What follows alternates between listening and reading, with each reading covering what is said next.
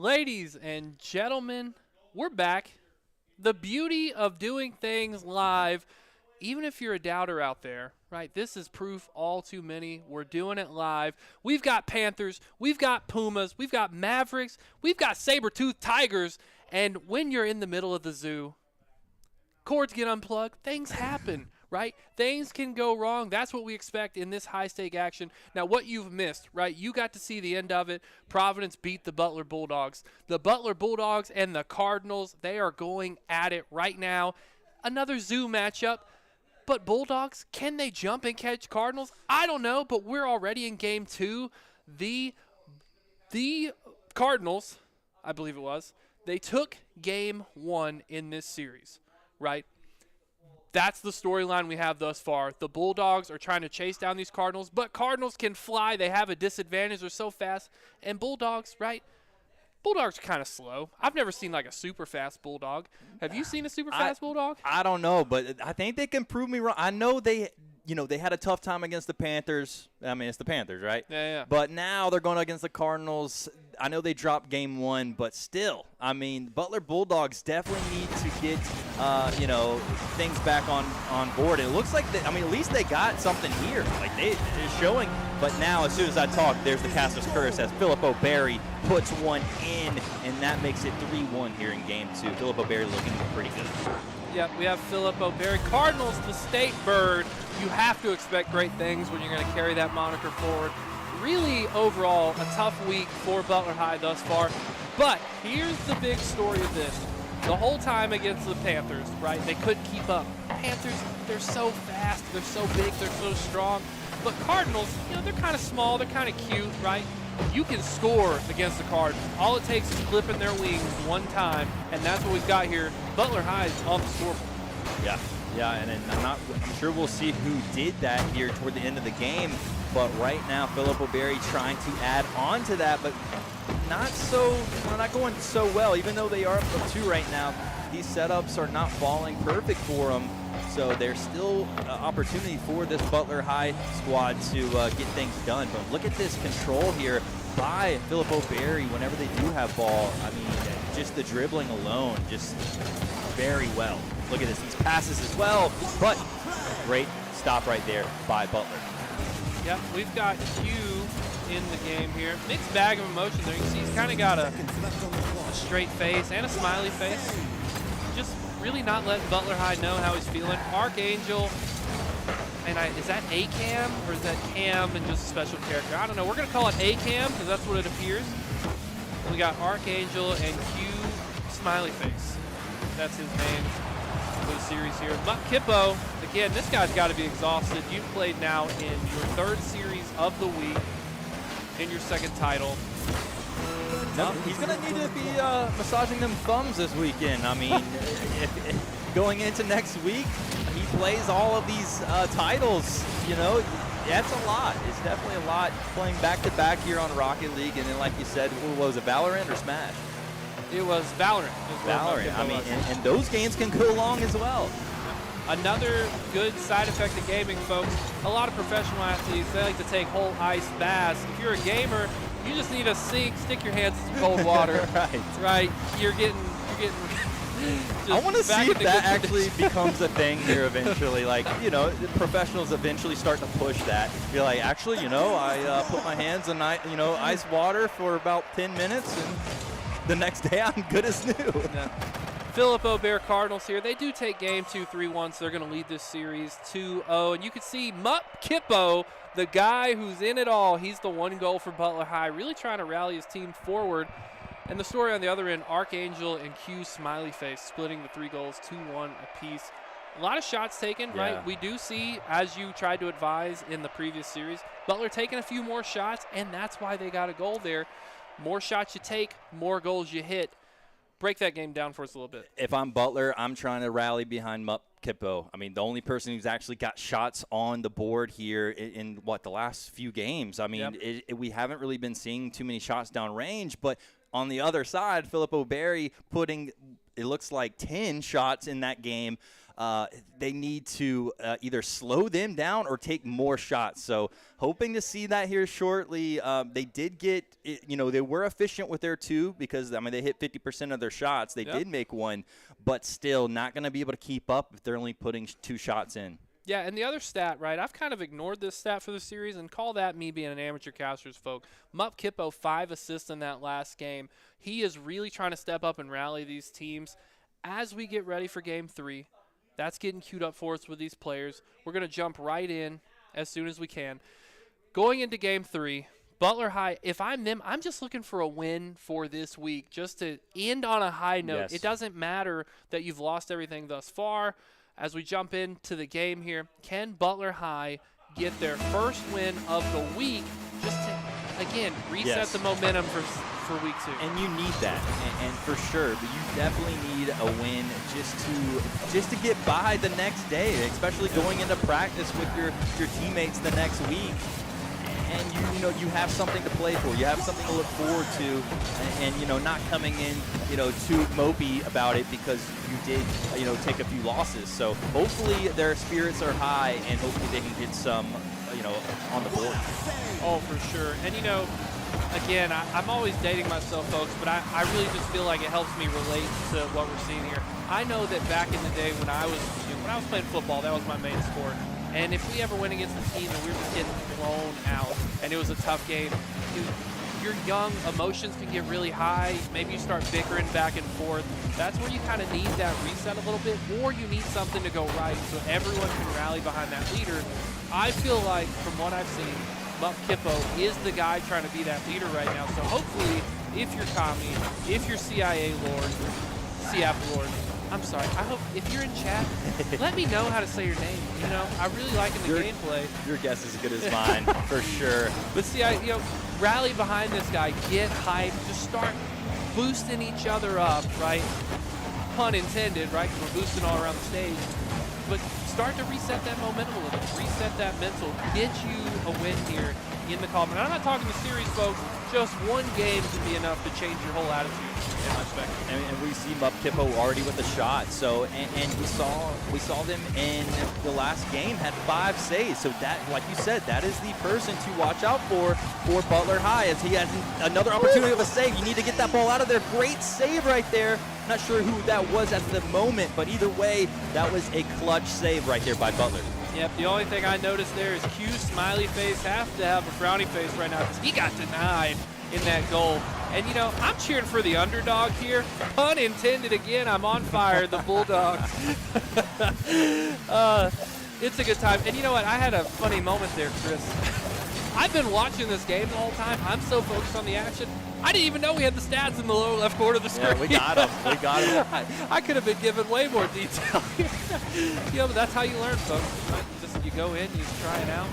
We love these overlays here, and that's for you guys also at home who are watching and want to know, what are these stats going on? They have you right on the screen for you. If we're not mentioning it, they have them for you. Yep.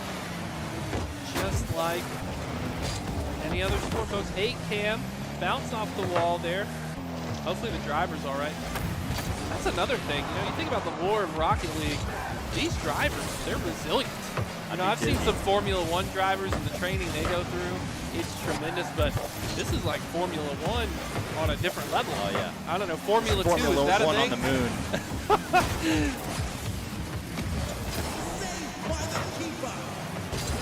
Production giving me a little bit of a history lesson there. I can't even repeat it. There was so much knowledge there. But Formula 2 is a thing, folks, so I got to rename it. There's a copyright there, apparently. That's the moral of the story. We owe money now. Oh, wow. As Butler still trying to put some offensive pressure for once, and we're going to see his Mup Kippo like we talked about. Guy right there, Mup Kippo holding it down. Nice assist from Kami. And this is exactly what you need if you're the Butler Bulldogs. Beautiful goal there. And 132, this is very doable. You held him off already, right? Remember, folks, 5-minute rounds. You've already held him off 3.5 minutes. You just got to go a little bit longer, and you can win your first game of the week. Yeah, Mup Kippo is really just trying to do it all here, and you see Might have an opportunity right here for another one, and just denied right there. Great try, but we see Mup Kippo on the offensive attack. We like to see that. Most of the time we've been seeing them, toward the back end, toward defense, which he's headed there now, but hopefully can get back on the offensive side. 1 minute remaining. Filippo Berry trying to get this game over with. Got CIA Lord there, just denying Archangel a little bit. Archangel, he does have some wings. Every time I see that guy, he's flying through the sky. Mup Kippo a little bit more grounded. Perhaps a play on the Pokemon there. I didn't imagine a water type being a soccer player, but could be. Just great plays right here, but Filippo Berry now on the attack. They're in the corner, seeing if they're going to be able to set anyone up here. They have a great shot on net, but going to be taken away right there. I think that was Kami. It was an extra save in his win column there. 3 saves for the game. He's definitely pulling his weight, trying to rally as we get down to these final 10 seconds of the game. Chris, we could see a great comeback story in the making here. Butler High getting what looks like their first win. I don't want to cast or curse you. Get the ball on the ground. If you are the Butler High, put it on the ground, CIA Lord. Woo! We get to see Butler High School in the win column. Mup Kippo, you finally get a win for the week. Yeah, and now you look at this stats, look at these shots. This is the first time they actually had over 3 shots in a game. They had 5, and they're efficient with it, and they won the game right there. So that just proves right there they can do it, but they're going to have to keep the foot on the gas pedal.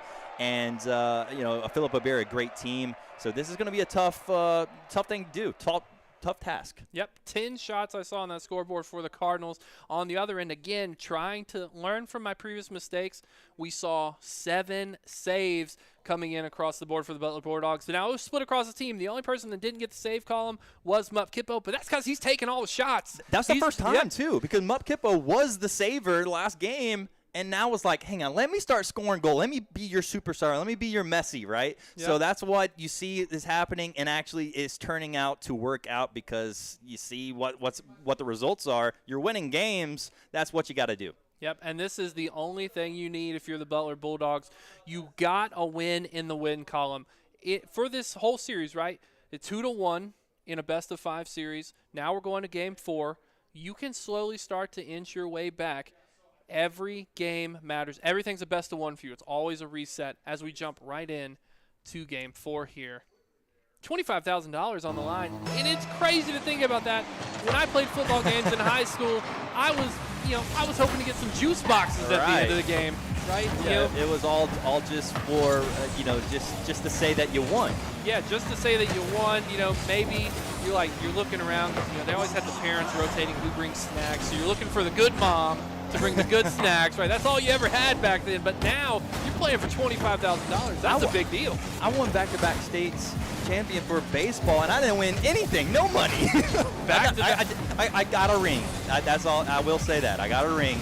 But, I mean, I kind of rather have $25K. Yeah, they didn't quite give awards for my job. Back-to-back bench warmer. I held it down. The seat could have never been warmer. They don't give awards for that, unfortunately. I just got to drink more Gatorade than the guys on the field. Hey, you were definitely more hydrated, that's for sure. Everyone's got a skill set. You just got to play to it, right?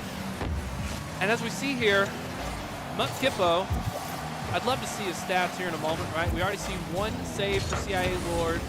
ACAM hasn't quite done anything, score-worthy in the game. Mup Kippo, score of 40. Shout out to the producer bringing Mup Kippo up.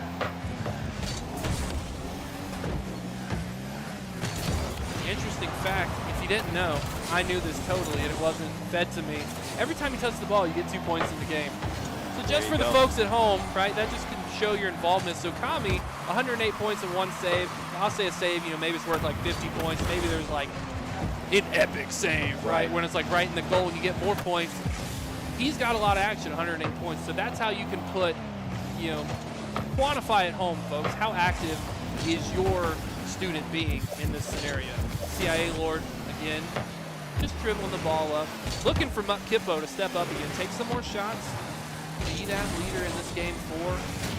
No one wants to go home on a loss, especially you finally got something to rally behind. You got to take it home, folks. Everyone's cheering you on back home. All you love. Absolutely. Butler trying to add on and trying, like you said, keep this series alive. But right now, Philippa Berry, I mean, it's neck and neck. It's back and forth. This is a tennis match here. But great play, and that's going to be Archangel taking it coast to coast and able to slam that one in. Watch this one again. Just on top of everybody. Doesn't even let the ball touch the ground. Straight into. Yep, Archangel soaring through the sky, really living up to his name there. I mean, just what a beautiful scene, right? Sometimes, a wise man once told me, you got to let the game breathe, right? You got to let the game speak for itself, and that was a shot that just deserved silence. Really setting up great moments here for this Rocket League series. And that honestly just shows you the difference between Philippa Berry and Butler right now is they can just keep that ball up in the air just like that, as we see Cam slam it down from, looks like midfield. Watch this again, just getting there before anyone else. Didn't even look like it was getting challenged. He said, I'll take the shot. Why not? If you don't take the shot, you don't have a chance of scoring. Yep, and then they're up 2-0 now. You know, if I'm Butler High, I don't care, right? I mean, I do care, right? No one wants to lose. But your hands, they're a little wet from all the champagne you just got done popping open from your first victory of the week. You guys were celebrating. You got to get back in and reset a little bit, but you're happy, right? Now you get to go home, and you don't get the steak dinner. Maybe you get like a chicken filet, right? Nothing wrong with a chicken filet. It's a good sandwich, too. But a steak dinner, that's what everyone's playing for. I know they say winner, winner, chicken dinner. I don't know why it's not winner, winner, steak dinner. I like that. Let's change that tonight. Friday Night Lights, we're going to change it to the steak dinner. And whoever is our best team tonight will get that steak dinner. Speaking of things that deserve steak dinner, listen, folks, if you ever get the opportunity to come cast a live event, you can only be as blessed as your production team. And all I gotta tell you is my production team's putting in work right now. They're feeding me infinite rule knowledge of Rocket League just so I can entertain you guys today. I know more about the point system. There's more things to get points in this game that I can't even have time to explain to you. Unless we were in that first series, right? Because those games were very long. Yeah, when we have time to kill, we definitely can explain how this game works. I mean, there is a lot of ways to score or put up points in this game. Even though the main goal is goals. It doesn't really matter. You could have put up 1,000 score and still lose a game, and the 1,000 score doesn't mean anything. But it does show how involved you were in the game. So that's why we do like to look over those stats, because it shows, hey, who's doing the best out of this game. Exactly, and I'm sure this already exists. Right? You have a high school league. Surely the next level up is college, right? So if you're a college scout, you're new to Rocket League, you're trying to figure out, you want to build an esports division to your team, you can peek into these players. You can look at someone like Mup Kippo as an example. Sure, the series isn't going Butler's highway, but Mup Kippo's showing that there's a lot of potential there, yes. Right? Leadership as well. Yeah, and the good thing with Mup Kippo is he's double dipping, right? He's got Valorant scouts, he's got Rocket League scouts. This guy's going places. Right. But Philip Aubert, unfortunately for Butler Bulldogs, Philip Aubert is going to the winner's circle, and the Bulldogs, they're just leased to the tree outside. Yeah, very tough right there for Butler. Only putting up one shot this time, and not even, it was Kippo. Kippo just had an off game right there, and that just shows whenever one of your star players has an off game, it's going to translate into that. And you see the results right there as Philippa Berry does get that match win over, the Butler Bulldogs. There we just watched them twice. I don't know why I'm drawing a blank, but yeah, Philippa Berry just did it. I mean, great job. Hats off to them. Yep. Once again, just the beauty of live production, right? You can mess up. You can forget names. You're blanking. There's a lot of teams that we're looking forward to today. This is our third series of the night, third of 7, if I'm not mistaken. If you're the Butler Bulldogs, my hat is off to you. You did not give up. Providence Panthers, that's a really hard series to come back from. They really dug their nails in. They really clawed you guys up. But you got the Cardinals, right? You come in against them. You lost, right? You lost 3-1. That's going to sting. But the important thing is you got the one win. you can rally behind that. You can look at a game. Now you have stuff to learn from. You're going to learn more from losses. You have a lot of learning potential here. But now you can see, what did we do a little different in that game? You can start to analyze, figure out what you can implement for next week when you come back to still contend for, ultimately, the Rocket League $25,000. I recommend that. I recommend go back, look and see, watch film. I think that's the best way to get better is to watch film, watch how you did, what you should have done, and also scout the team that you're about to play. Like, why not? Like, you get to see how they play. Oh, they pass a lot to the right side. And I'm just making things up. But there's things that you can pick up on and shut that down whenever you guys face them. So definitely, a good strategy to do is study that film. Yep. And unfortunately, no more dogs for the evening, right? As far as I know. Maybe there's some later. But next is all cats as we have the Palisades Pumas versus the Providence High Panthers in our next series, 4th series of the day, folks. If these last 3 have been anything to indicate, you do not want to miss it. So stay tuned. We'll be right back in just a minute.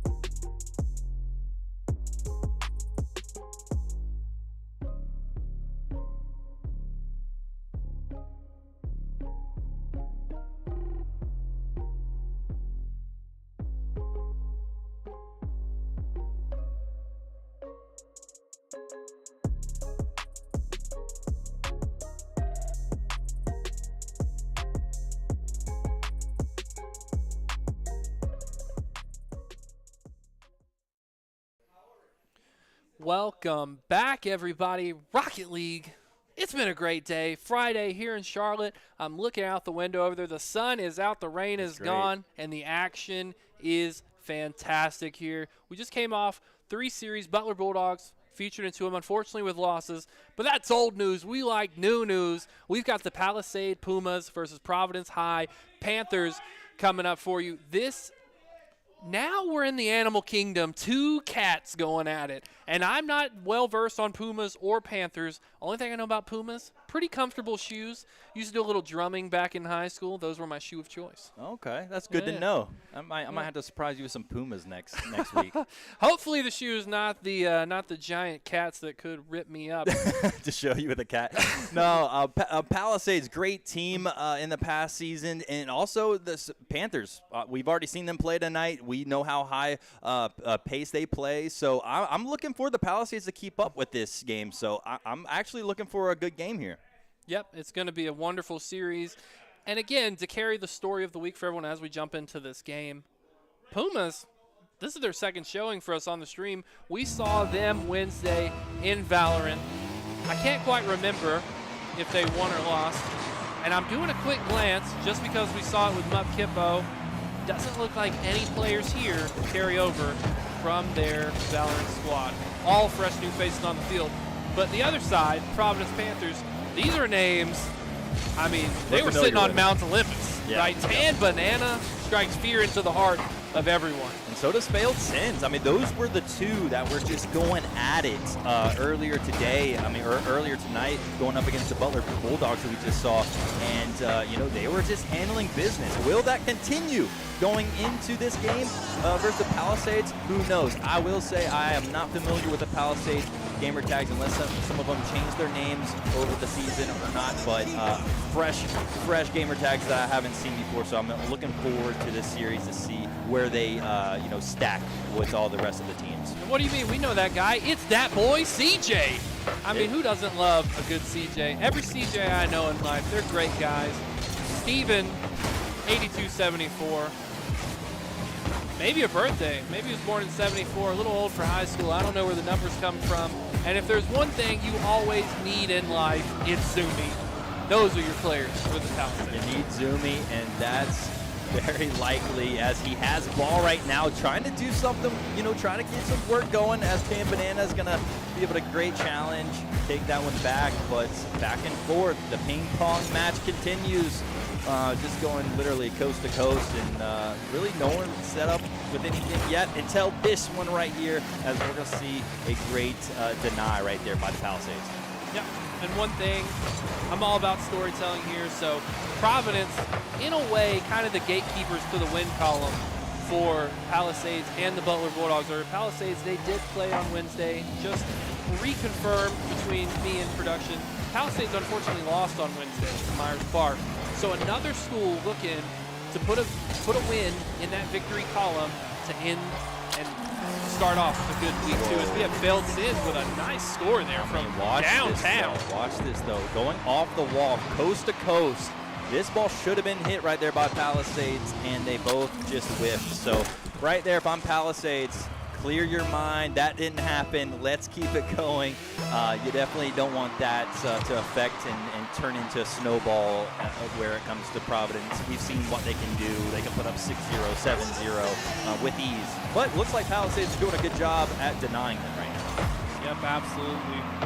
Panthers, clearly similar to Sharks. They can smell the blood in the water as you see the pressure crank up off that one goal. Palisades, this is a very competitive game, right? A lot of back and forth. Palisades, one small mishap puts them on the back foot, but I don't expect them to lose their tempo here. It was a very close game between them and Myers on Wednesday. This is a school, at least from my short knowledge, they're known for their mental fortitude.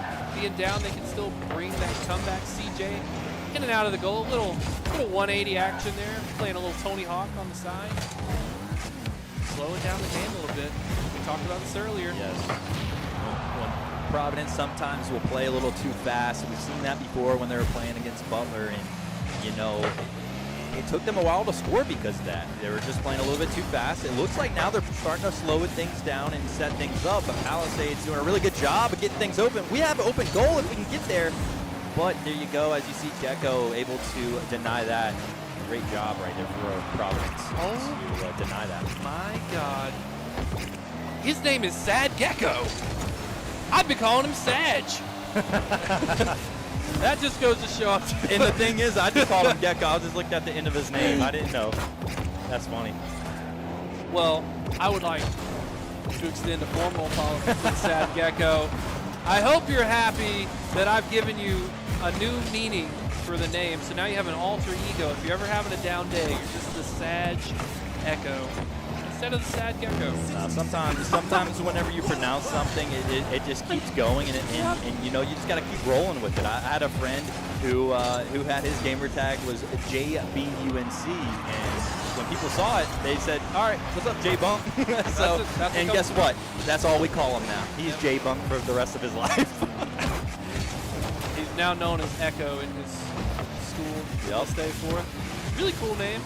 Yeah. Echo. A name in a lot of series. Failed Sins again. Yeah. This guy, he's just a wizard. This is somebody that we will not forget his name, and that's, Failed Sins. This is a person who has just been playing out their mind on Friday Night Lights, and is showing. I mean, they have not messed up, actually hardly any tonight. No, always able to capitalize. Tam Banana, just a little slam dunk action.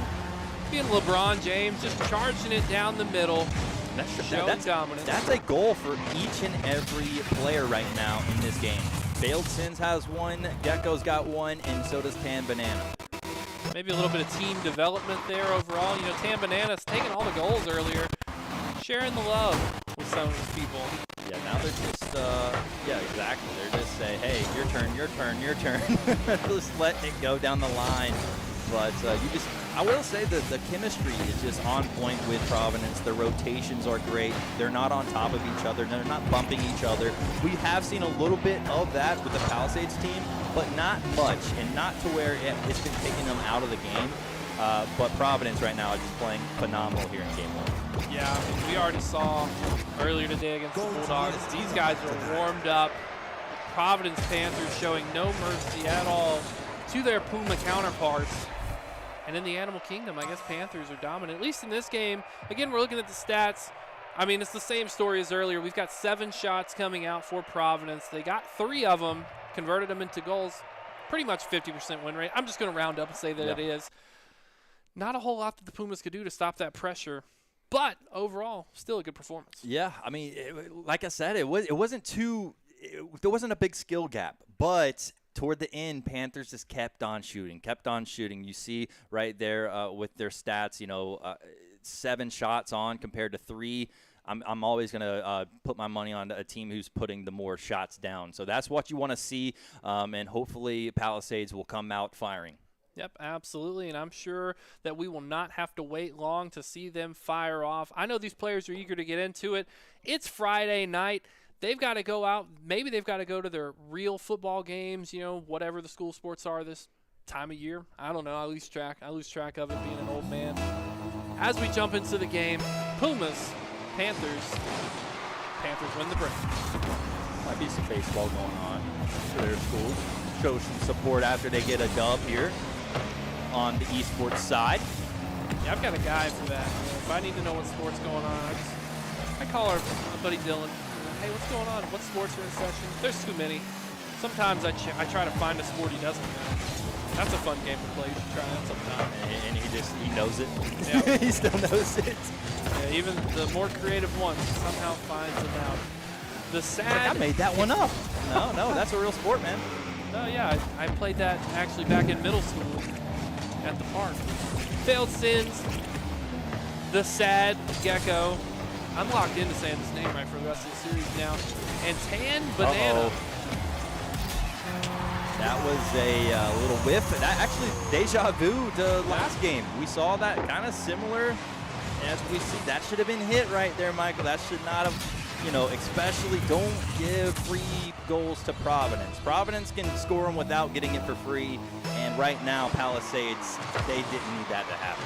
Yep, and you kind of saw, right, the point you talked a couple games ago, all the players of the Pumas were on the Providence Panthers side. So all it took was Tam Banana finessing it over the top, right, and then you're running that ball down. the ball was going very slow. You can always see, folks, when you score the miles per hour of the ball. That one was like a 38. I feel like in my mind, the average we've seen 60, 70 range. So about half speed, but you don't need much when you have that much of an advantage and the cars can't chase it down. I agree, and oh my goodness, failed sins. That would have been a highlight to remember for the night if he would have had that double touch. Just missed it, but hey, there's plenty of time for them to make some highlights happen, because right now Providence is looking good. Nice little ball drop there. Both teams really well contested. Another one of those that, even if Providence ended up taking this 3-0, I mean, the games themselves are very close, right? So don't always take the stat line for what it is. This is a really close back and forth, easily could swing either way. Quite the opposite story to earlier with the Panthers against the Bulldogs. That was a great play. Yep, that was beautiful. CJ with an excellent assist there, I believe is what you call it. I mean, he got the goal. So Zumi with the assist. Yeah, Zumi did most of the work there, but definitely not discrediting CJ on that, because they had to get there a little bit faster. If they weren't there on that assist, then nothing would have happened. So great way to finish that off with CJ, but Zumi able to get it over, the Providence car. Great job on that, because right now we have not been seeing too many opportunities for Palisades, and them creating the opportunities have been great. So hopefully that keeps up right now. And right now we got a tie ball game because of that. Failed sin, just a little backflip, a little showboat. Charges back in towards his goal. He's just gonna finesse his way over the top there, take it in the other direction. But Steven, in there with the thick of him, ate that banana hole.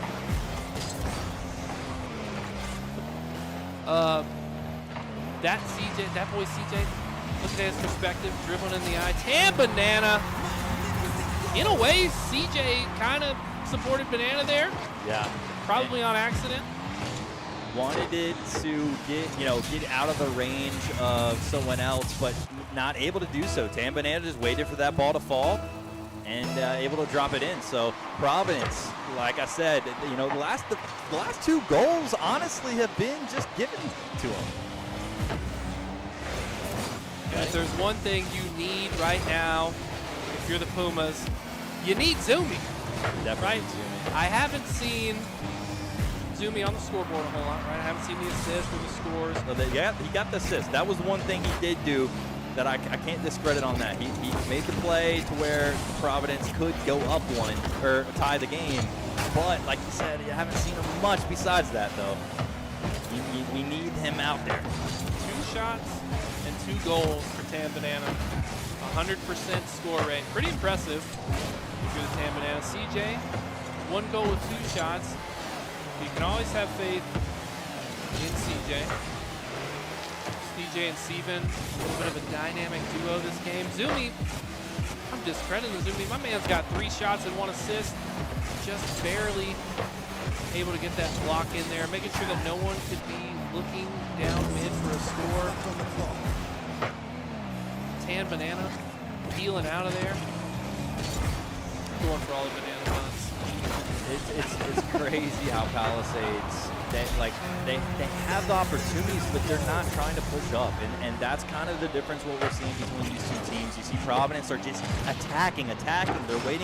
They're not waiting around compared to Palisades. They're kind of waiting for a perfect opportunity. You have to make these opportunities happen, and that's what Providence is doing, and that's the difference between these 2 schools right now. Yep, absolutely. 1 to 3 on the scoreboard. Not quite the story of this game. I mean, it's been very good. Failed sins. Honestly, he hasn't had many shots or goals this game in particular, and that's a little bit off for failed sins. He's been having a lot of good shots in the previous series that we've seen. Sad Gecko setting it up. Yes. You wanted to talk about failed sins. There you go. I did. Failed sins comes in. Little setup from the Sad Gecko, but perhaps he's happy, right? In the land of cars, maybe set him up with a nice Geico insurance deal, right? Yeah, I mean, he definitely set up failed sin, so why not just set you up for some car insurance? we have a starting to become a little bit distant of a game. I don't know if Palisades are going to be able to make this comeback, but they are definitely trying to still score here in game 2. It's just right now Providence, there's really no answer with this goal tonight. Yeah, but Tam Banana just laying it up. Are they going to go for a score? They're just going to ground the ball. Just go ahead and ground it.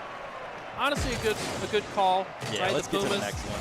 Pumas, they're not just, you're not walking over them, right? You're having to put in work. Tam Banana, 3 goals. You have to think this guy's pretty fresh. He's going to be a yellow banana soon. I will say, though, if you look at the shots this time, Palisades, 8 shots compared to only 4 for Providence. Providence was actually the more efficient team, though. So it's not always about the shots. I do like to see the most shots, though. But right now, that didn't actually make a difference as Providence being more efficient team and making it work. Yeah, and speaking of team efficiency, I mean, earlier today, Providence, all offense, right? That's why you get your 6-0s, your 7-0 score lines. Yes. Here, the Pumas, they're quite aggressive, right? A lot of shots, but Providence Panthers saying, you know what, we can also just play a slow defensive game, really execute our playbook, make sure we can set each other up for success, especially Tam Banana, who seems to be our most consistent scorer throughout all these series that we've seen him. 3 goals to his name, 3 shots to his name, 100% shot rate, real impressive. Can he keep that momentum as we jump here into Game 3? Palisade Pumas, Providence Panthers.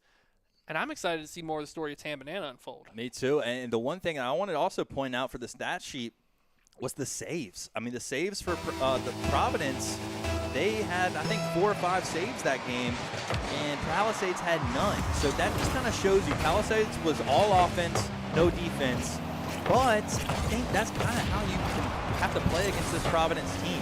But what Providence has been doing is letting Palisades come to them, and as soon as they get all the way in all double committing, triple committing, now they're making their attack. And like you said, they're slowing down, letting them come to them, and then they're finishing the job. So we'll see if that style of play keeps going, or if Palisades have an answer for that. Yep, that boy CJ really trying to make some maneuver, having lurking on the side of that wall there in that goalie position. Successful defend against failed sins, not letting him do anything. I think that was Tam Banana, just ran through him there. Just starts dribbling back into this Palisades Puma squad. Failed sins, flying through the air. Nice car. Nice detail work on that car. That boy CJ got a little bit extra sponsorship on his vehicle as he just takes out Sad Gecko. Yeah, using his vehicle for destruction on that one. Really testing the quality insurance of Geico there. And you can already see Sad Gecko back on the field. He's already taking shots. Steven just flipping around, having a good time. Weird to see Gecko on the ground. Maybe he's flying around. Yeah, and saying it again, they kind of let Palisades get toward their side, and now they're attacking. So we'll see if that continues. That time, that was actually a rare miss by Failed Sins. He doesn't do it much. So this is the time to make something happen, Palisades.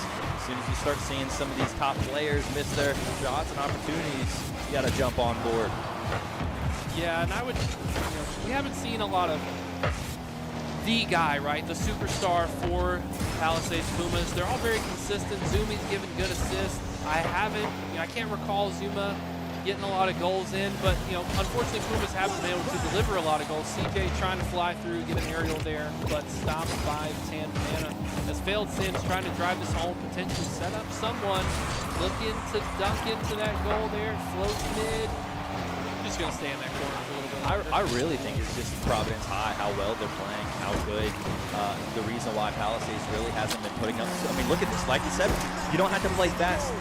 You don't have to be the best at doing aerials and dribbling, but look how smart this play was. He thought he was going to make a move or whatever. He let the defender make the move first, and it says, I'll just go the other way. Broke CJ's ankles there, axles, whatever. Axles, put him in the body shop. Put him in the repair shop right there. Gecko off, quick aggressive round, quick score back from Failed Sin there. Yeah, no defense on that. Double commit on, that's where we missed in the corner. Palisades missing ball touches, which is really going to be a factor here if you know, you got 2 minutes, 30 seconds. It's going to be a tough one if they keep missing touches like that. A little bit of a miscommunication there, clearly. CJ, another defensive maneuver here. Always up on the wall, working on top of the goal just to give himself maximum walking distance. CJ driving it home earlier. Steven had the setup for CJ to finish it off. Can this duo ride again? Tampa put the pressure back. Yeah, back and forth, but Providence with these strong touches. Whenever they hit the ball, they mean business. They get it on the other side, or it's a perfect setup to their teammates. So hats off to Providence on this ball control. Look at that pass. Palisade's able to shut that opportunity down, but it's still up there. It's still floating around their goal, so they do need to be careful. Providence is not stopping. They are just putting the pressure on Palisades, saying, hey, we're going to put this ball in the net one way or the other. Quiet round overall for Tam Banana. Perhaps just letting his teammates maybe play a little bit different role. Tam Banana, quite possibly the normal shooter, maybe letting other teammates get reps there. CJ tried to take a shot, but nice goal. I didn't quite see who got that block.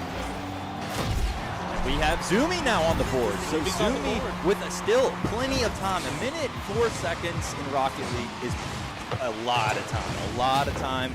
Because, you know, when you're playing the game, it just feels like forever. I mean, it comes down. But if you're Providence, it's even slower. You need this. You need to either put insurance goals on or just keep continuing that defense. But right now, Palisades trying to get back within this game. Absolutely. And, you know, really, if you look at the breakdown of this game, that one communication breakdown by the Pumas early on led Providence score so early. Otherwise, we'd have an even game, right? So Pumas definitely putting on a great display here in this third game of the series. But what can you do against the Sad Gecko? Sad Gecko is able to do it and do it all right here. As on top, it looks like that was Steven in the middle, and just it doesn't matter. They had 2 cars sitting there and not even being able to do anything against this Providence squad. Only 41 seconds left on the clock. You have to think that this is pretty much over. Gecko almost getting another goal there, but Zumi trying to rally his team. As Steven, unfortunately, gets demoed, taken off the map for a few moments. You know, we've been talking really highly about the Providence offense, but I really want to highlight their defense right now. As you see the double touch on the top, failed Sins, like I said, was going to get a highlight for you. Let's watch this one more time. Sets himself up, self-assist, and gets the dunk right there. Great job by failed Sins. Yeah, nice little double tap there for the action. Kind of like you ever remember when you're playing in the high school gym by yourself? You don't have that buddy there. Maybe you didn't have any friends doing alley-oop. You throw it off the backboard, you slam it in yourself. That's pretty much what he did there. Like one of those times where, you know, it's late toward the game and you have to shoot a free throw. You just throw it off the backboard real quick and try to do a little layup. But, I mean, he slammed it down on that one. So as Providence will take the win there, great job by the Panthers for their second series. Yeah, and looking at the scoreboard here, Tam Banana, a lot of saves, right? So more the defensive player that round compared to the previous thing. Failed Sins, though, 5 shots, 3 goals. That's a good 60% conversion rate right there. He's also got 2 demos, so he's in there getting down and dirty with CJ. 2 demos on that side as well. We do see the series. That was game 3, so that will go over to our Providence Panthers there. 2-0 day for him. Not a bad Friday night. Not at all. If you're the Providence Panthers. No, you're happy. You're feeling great if you're actually thinking about it. I mean, just their defense was on point. Their offense was on point. I mean, the duo between, you know, Banana was just an insane performance with failed Sins as well. It's going to be, if your other school's watching this right now, highlight this team because this team is out to win. Absolutely. And speaking of games coming up that are going to be fun and exciting, we've got to run it back here, right? Yesterday we saw CEEC versus the Mallard Creek Mavics in Smash. CEC edged that out. Smash 2-0 series. There was a little bit of a recording mishap, so some more could have possibly happened there. But now we've got a revenge tour. Can CEC continue their dominant week, or will Mallard Creek Mavic strike back? Stick around with us, folks. We're going to find out right after the break.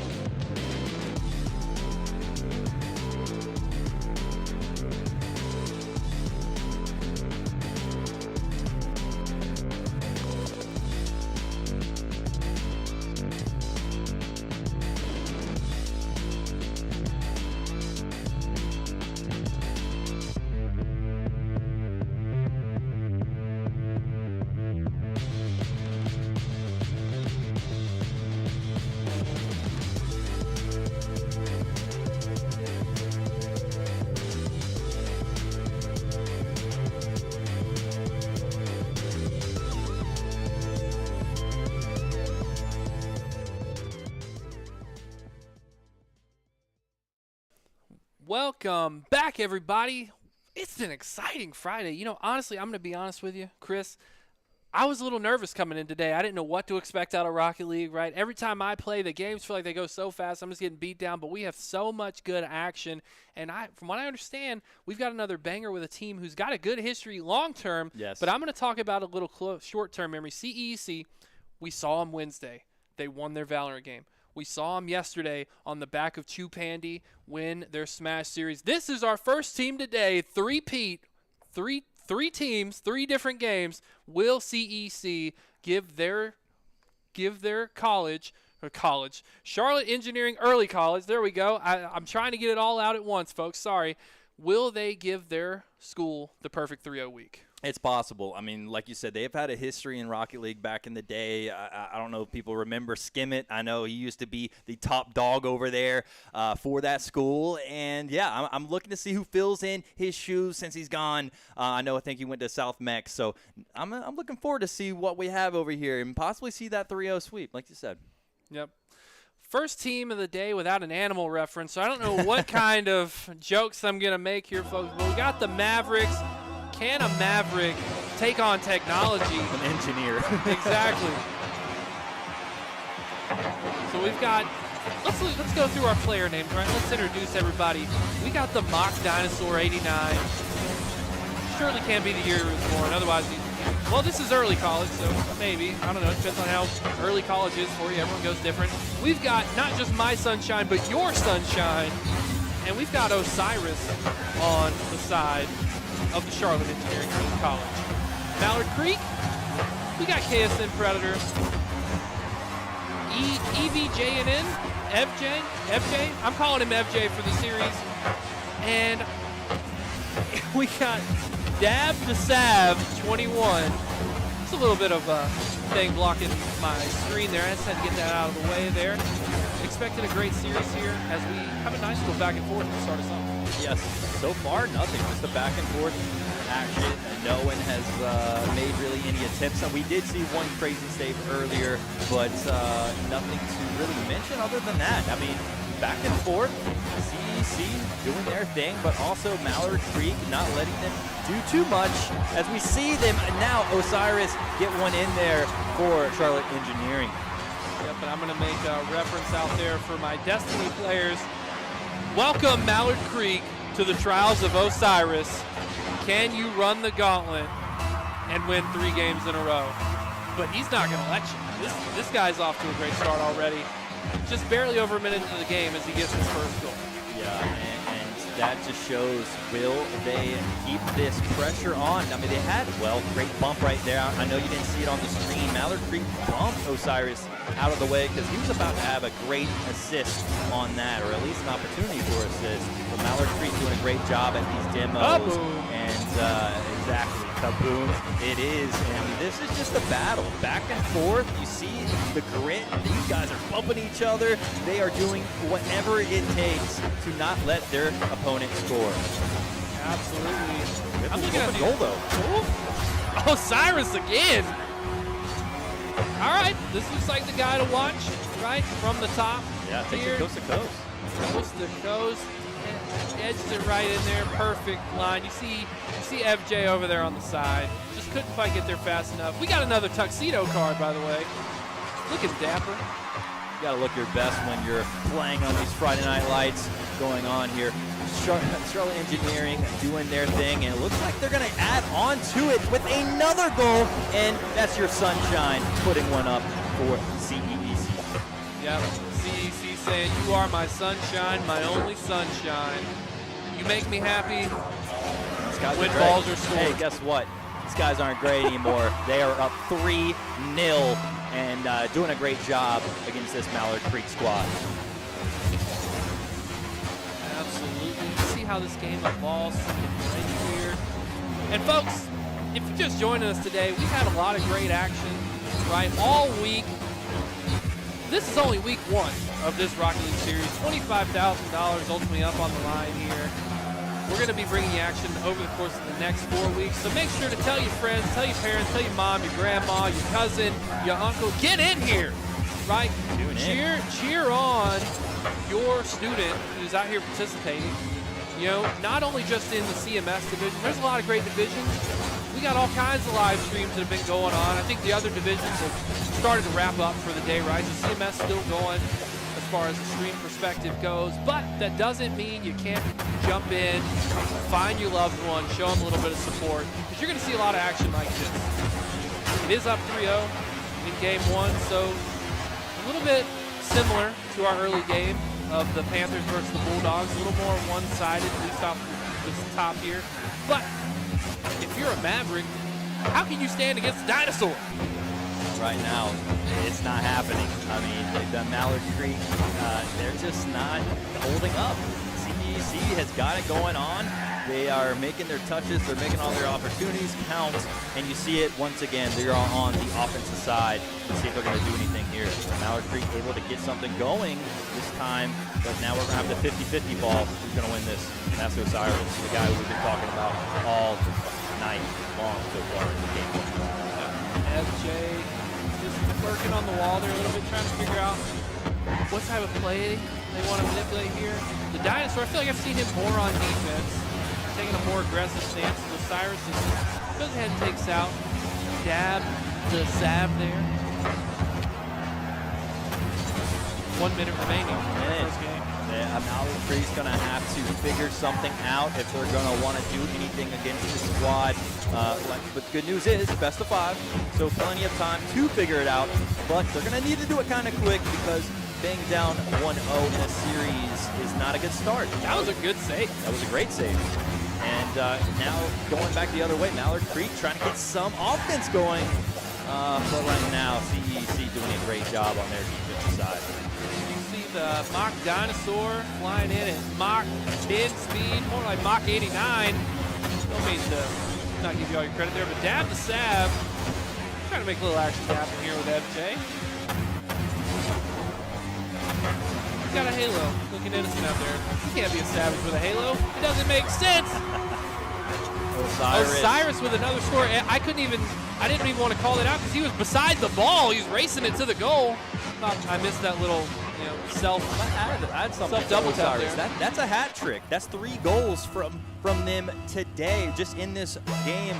So hats off, already a hat trick in game 1 for Osiris. So this, like you said, you wanted to highlight the superstars in each squad. Well, right now we definitely have one here on the CEE side. And it looks like, I talked about this earlier with the Bulldogs. It appears that you can have a surrender, right? Mavericks deciding, you know what, listen, we're down 4-0, but we don't feel like, we messed up in our playbook here. Let's not beat ourselves down. Let's not get that 6-0 build up. You see there are 3 goals from Osiris, 1 for Sunshine, 2 assists on the board. Not a lot of magic happening there for the Mavericks. They only took 2 shots. They did have 2 saves, though. And that's all I like to highlight is really the shots whenever you come to a score that's a 4-0 or 3-0. You want to look at the shots, and, well, we only shot it twice.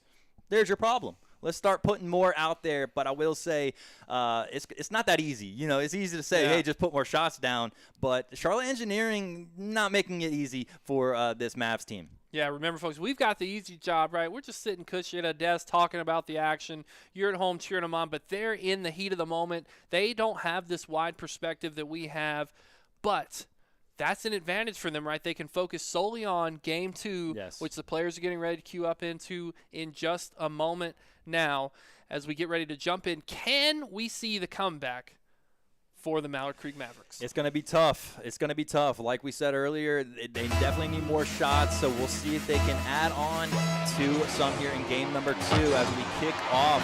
Right now, Mallard Creek getting the benefit right there of the kickoff, but CEC able to take it away, and CEC has a shot opportunity right here if they can get it off the wall. There it Dinosaur. He said, move aside, Osiris. It's my time to shine. I'm going to get in here, get some goals. I'm tired of being goalless. Yeah, take a step back. Let me step up here in game 2 as they do already within the first 15 seconds already. That is unbelievable. Great start here for Charlotte Engineering. Remember, go soak your hands in the little ice sink bath. Go ahead and rest. And Sunshine, quick score there. CEC off to a very dominant game 2. Mallard Creek Mavericks, we saw last game, it got up 4-0, and they did have that surrender. You're kind of expecting at that point that they wanted to reset their mindset a little bit, reset their mental, come back. We have the plays. We think we can beat them. Let's just get a quick reset, right? Let's not let them, demoralize us anymore, get that 6-0, 7-0 lead like we saw the Panthers Bulldogs earlier. Yeah, and this reset doesn't, I was going to say, this reset isn't much of a reset. It just looks like a replay. And honestly, it's actually kind of looking worse. Game 2, I think Charlotte Engineering says, hey, we're not going to step off the gas anymore. We're done. We're going to go ahead and try to put up as many points as possible. And there's another one, and that time, Osiris. Yep, Osiris, 1 goal for each player on the side of the Charlotte Engineering Early College here. These guys are feeling good, and if anything, right, I've been talking about Mallard Creek resetting their mindset. That surrender probably boosted up CEC, so now they're saying if we can get you down 4-0, you're just going to quit, you're going to surrender. Now we've got an easier goal. Let's get to that 4-0 and see if they surrender again. Yeah, and that definitely did not slow them down. Like you said, I think it might have sped them up, saying like, hey, let's just get this thing over with and put them out of their misery, right?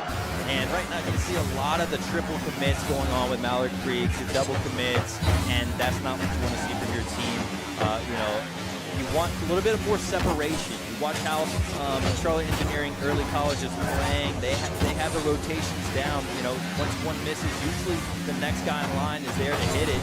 And, it's just giving Mallard Creek some trouble right now. At least Mallard Creek with the shot opportunity was going to get stopped.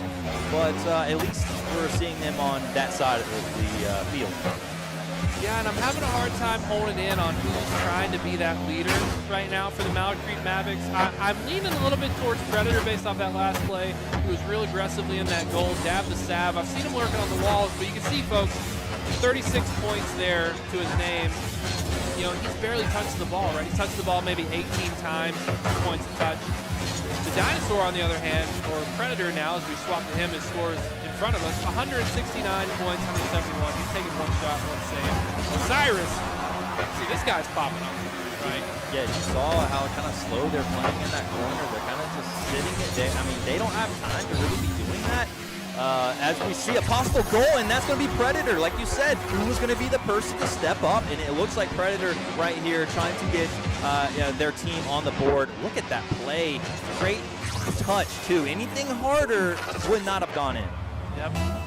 You can see that little goalie animation there. The NRG call out potentially, right, where Predator's hoping to end up in a pro squad one day for that NRG player.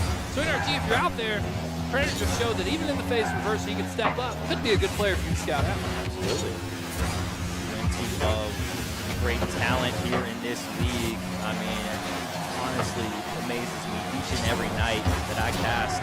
And we're seeing your sunshine.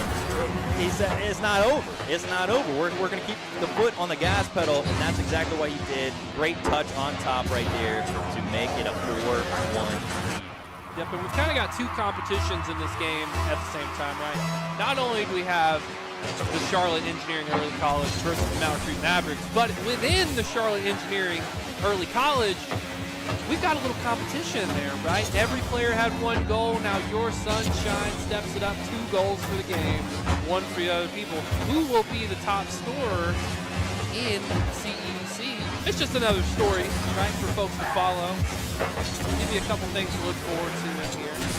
As you see Mock Dinosaur flailing about in the air. I don't even know what that technique would be called, but I'm going to call it flailing. As it goes in, KSN Predator, 2nd goal of the game. Yeah, and you kind of wish the score is a little bit more tighter than what it is right now, but still plenty of time. 1:38, you said it in the past, it ages here in Rocket League. Mallard Creek starting to creep back up, and now, hey, Mallard Creek might have some answers here in this series. Yeah, absolutely. Earlier we saw your Sunshine, off the break, scored within 10 seconds, right? So that just shows anything's possible. You just need the right outcome for your play. Set up, dab, stab, trying to set something up. Predator, again, stepping up for his team, trying to rally everyone behind him.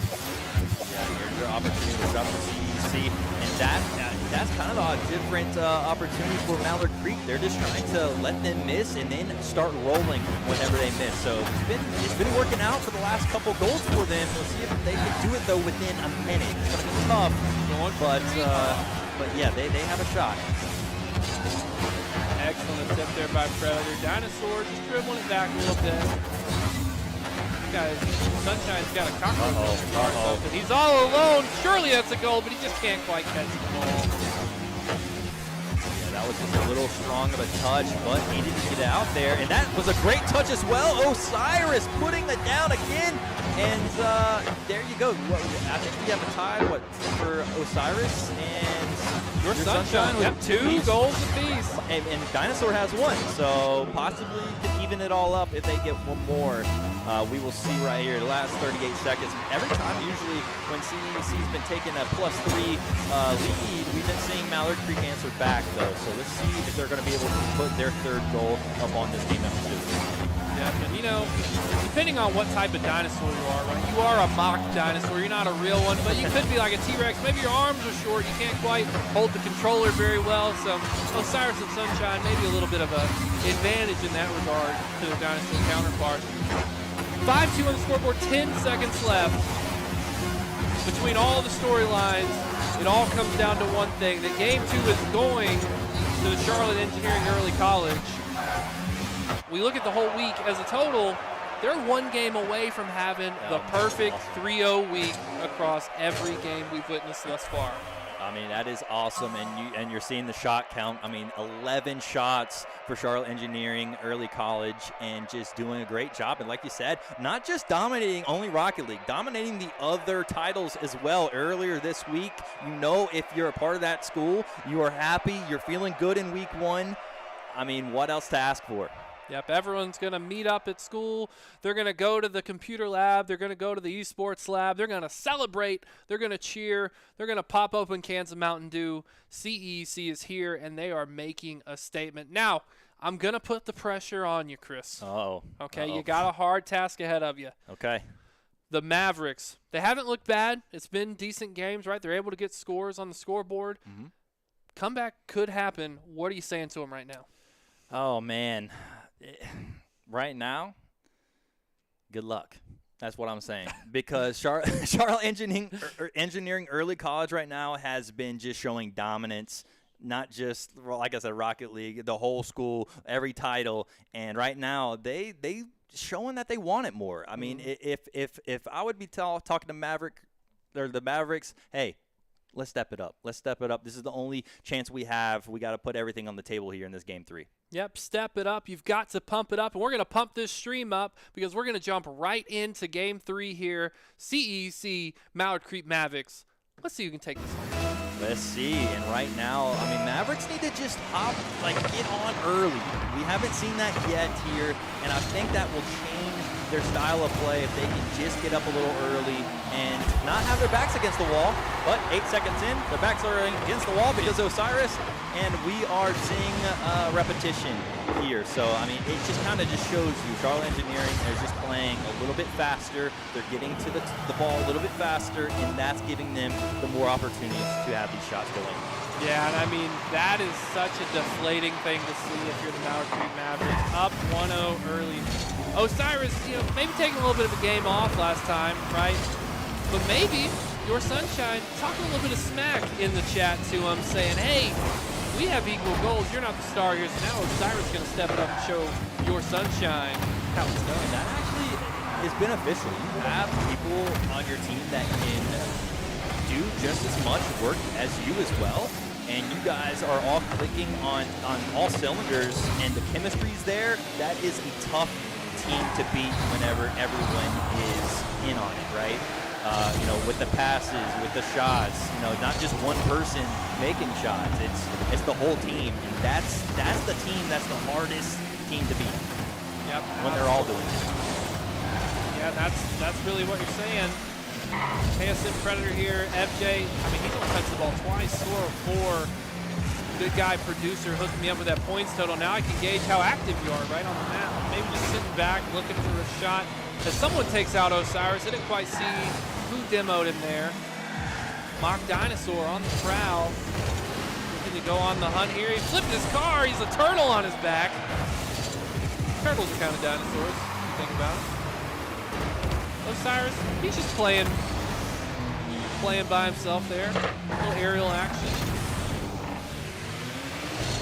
Yeah, there's a great shot right there by Charlotte Engineering, and they have another opportunity here if they can get to the ball quick. But right now, the Mavericks on the offensive side. Let's see if they're going to be able to do anything here. But Mock and Dinosaur are able just to try to do something, get this ball out of their zone, and that's what they're going to be able to do. Absolutely. left for CEC to go, home, go out, celebrate. I don't know what the kids do these days. They got to get a steak dinner now. Yeah, right? maybe go get a steak dinner. Maybe go cause some chaos at Walmart. I don't know what kids do these days. But obviously, they play a lot of Rocket League because these guys are impressive. They might just go get in ranked Rocket League. They might just go play more Rocket League. That's probably what they're doing. Oh, man. I mean, it looks like that's kind of what they're doing in their spare time with how good their squad has been. I mean, I wouldn't doubt that these players are playing outside of the, their practices and all that, and just still playing together and learning each other. Yeah, absolutely. I mean, there's more now on the line than ever for these students, right? You think about a $25,000 prize, ladies and gentlemen. That is, a good chunk of scholarship money, right? Everyone here having skin in the game, all something they can all play by.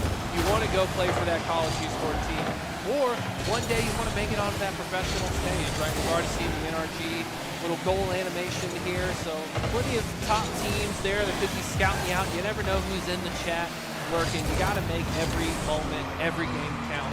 And if you're CEC, you're doing a great job doing that. It also really does show who's putting the extra hours into practicing, and you can tell with ease who's doing it, and setting themselves up in practice mode and everything. We do see another goal go across those screens with Mock Dinosaur getting another one for them, but still, just you can tell who's just a little bit more skillful, and who will be hosting this trophy up at the end of the season. Absolutely. Trophy, but the trophy will be full of cash. Maybe it's a check. I don't know. But if it was me, it'd be cash. It's more visual, even if it's just paper money from Monopoly. They don't pay us enough to have $25,000 for the trophy. Sometimes I don't even know if we get paid. We're just here having a good time. Little demo there on Osiris. Trying to get the last laugh in on him. And if there's one player that I'm looking to call out here for a different reason, Mock Dinosaur, 1 goal for the team. Osiris, 1 goal for the team. Where's the sunshine at? We are getting close to nighttime, so maybe the moon's taking over. He's losing the tower. Maybe sunshine's done for the night. I'm not sure, but I will say that this squad is a team that doesn't quit. So we still might see sunshine shine bright at the end of the game. Absolutely. All it takes is turning on the flashlight. I think that's what they used to do, seeing. Osiris? Oh, it's Mock Dinosaur. I was hoping for the sunshine to come out. Yeah, I was too. You got Mock Dinosaur taking the 2-1 lead on his team against Osiris. 3-0 for the Charlotte Early Education College. Early Engineering Early College. My tongue's getting twisted. Sorry about that, ladies and gentlemen. Sunshine did the assist. We can kind of count that. Yeah. 30 seconds remaining. At this point, I know you say anything's possible. You can score quick. But you have to assume that this game's over. Yeah, as much as you want, like we talked about, we always want the underdog, to have a shot. We want to see good games as viewers in the chat. Everyone wants to see it to go to overtime. But yeah, it's just one of those times where you kind of figure it out whenever you got 5 seconds going toward the end of the game. And I think both teams know, who's in it to win. Absolutely. And going back to the early point, right? Can a Maverick beat an Engineer? Turns out they can't. Engineers, they're pretty good at what they do. They're pretty smart. Yes. They can calculate them angles. They know the trajectories when they're jumping off the walls. They knew it all before you did. 3 goals for him. Mocking Dinosaur leading that time.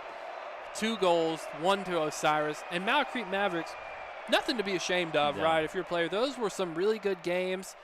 They did, the first game went a little sideways, right? They went down early 4-0. They did a quick reset. Totally fine. I think it was a good call. You did reset. You did show some strength there. But unfortunately, the Engineers just held it on. I mean, it was just night and day, the difference between the competition. Charlotte Engineering just knew what to do. They knew what to do. They knew to get the ball a bit quicker than their opponent, and it just showed. They were on point tonight. Yep. It's been a good day, ladies and gentlemen. We are, 5 games down into this series. We've got another great one coming up. It's me and Chris. We're going to take a little break for a little bit. You're going to see 2 new faces come in. They're going to cast for us this next upcoming game. Don't go anywhere. We've got a lot of good action I forgot what's next. I can't remember it. We'll be back soon, guys. It's going to be a lot of great fun ahead of you.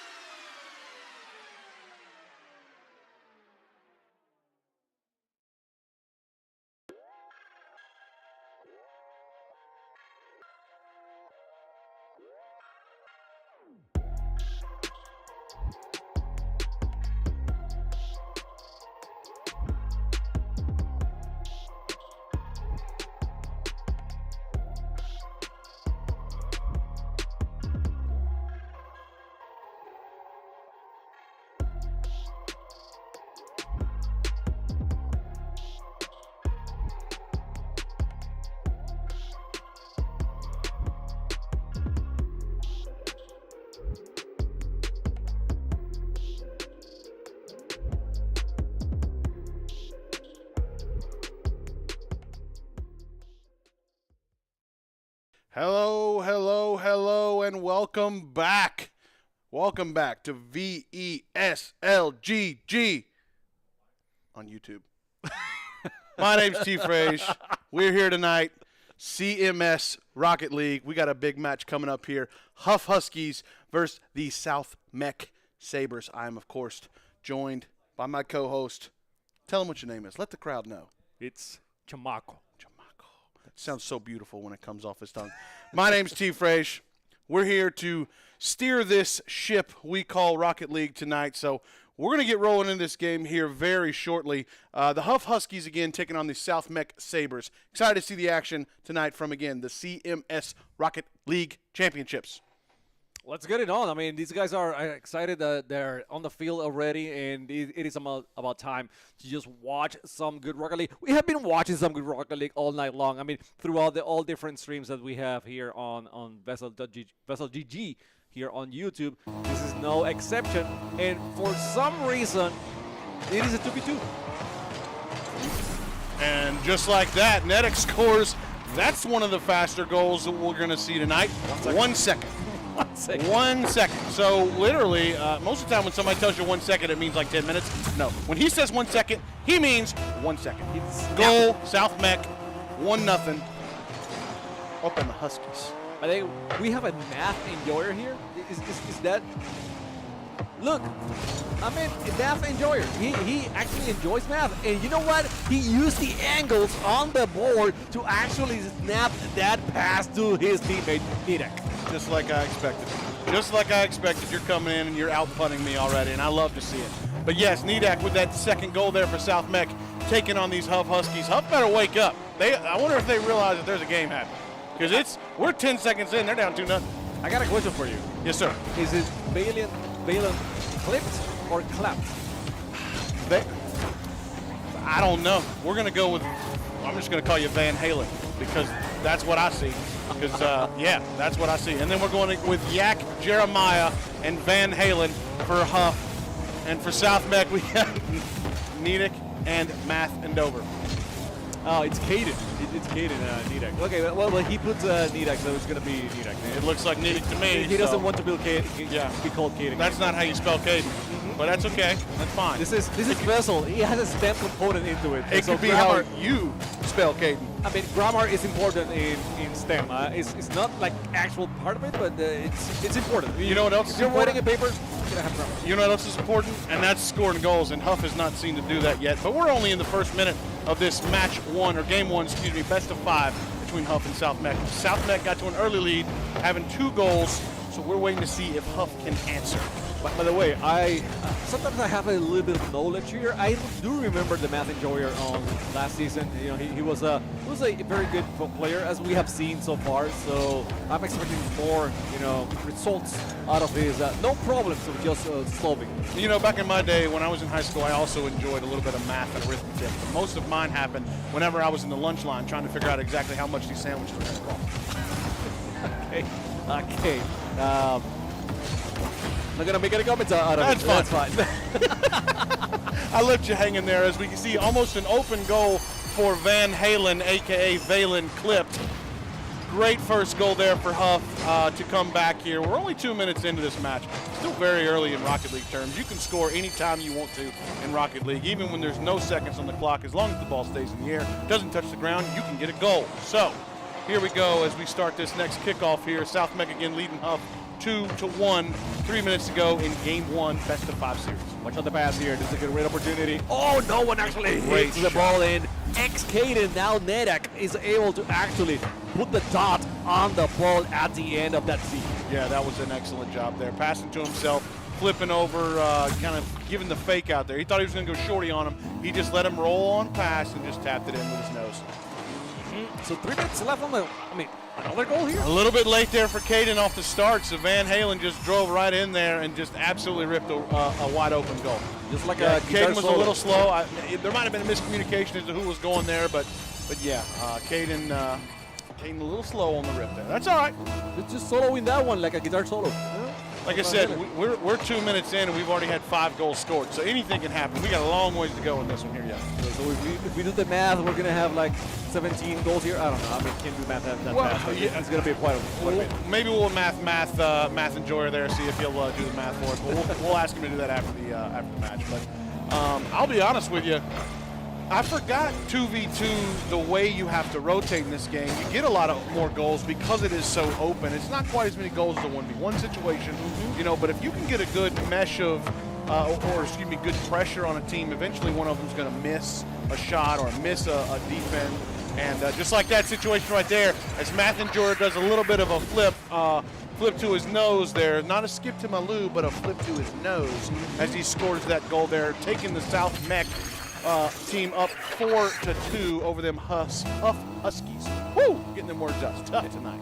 And just like a math book, you know, he's full of problems for Huff right now, just showing there the action. And it is a lot like a, well, it's not a lot like it. It has a lot of 1v1 components. And actually, he was a 1v2 situation. And now, I mean, Mecklenburg actually doing the job here, just pushing Van Halen out of the way. I mean, guys, you were good in the 80s, and the 90s are kind of okay, but this is 2024 right now. No space for Van Halen anymore. Exactly. It's not about rock and roll. It's now about who can count the best and do the best math. So Mecklenburg is showing him exactly how to do that because, you know, back in the day, the rock stars were all the hot ones, but now it's all about the people that can crunch numbers.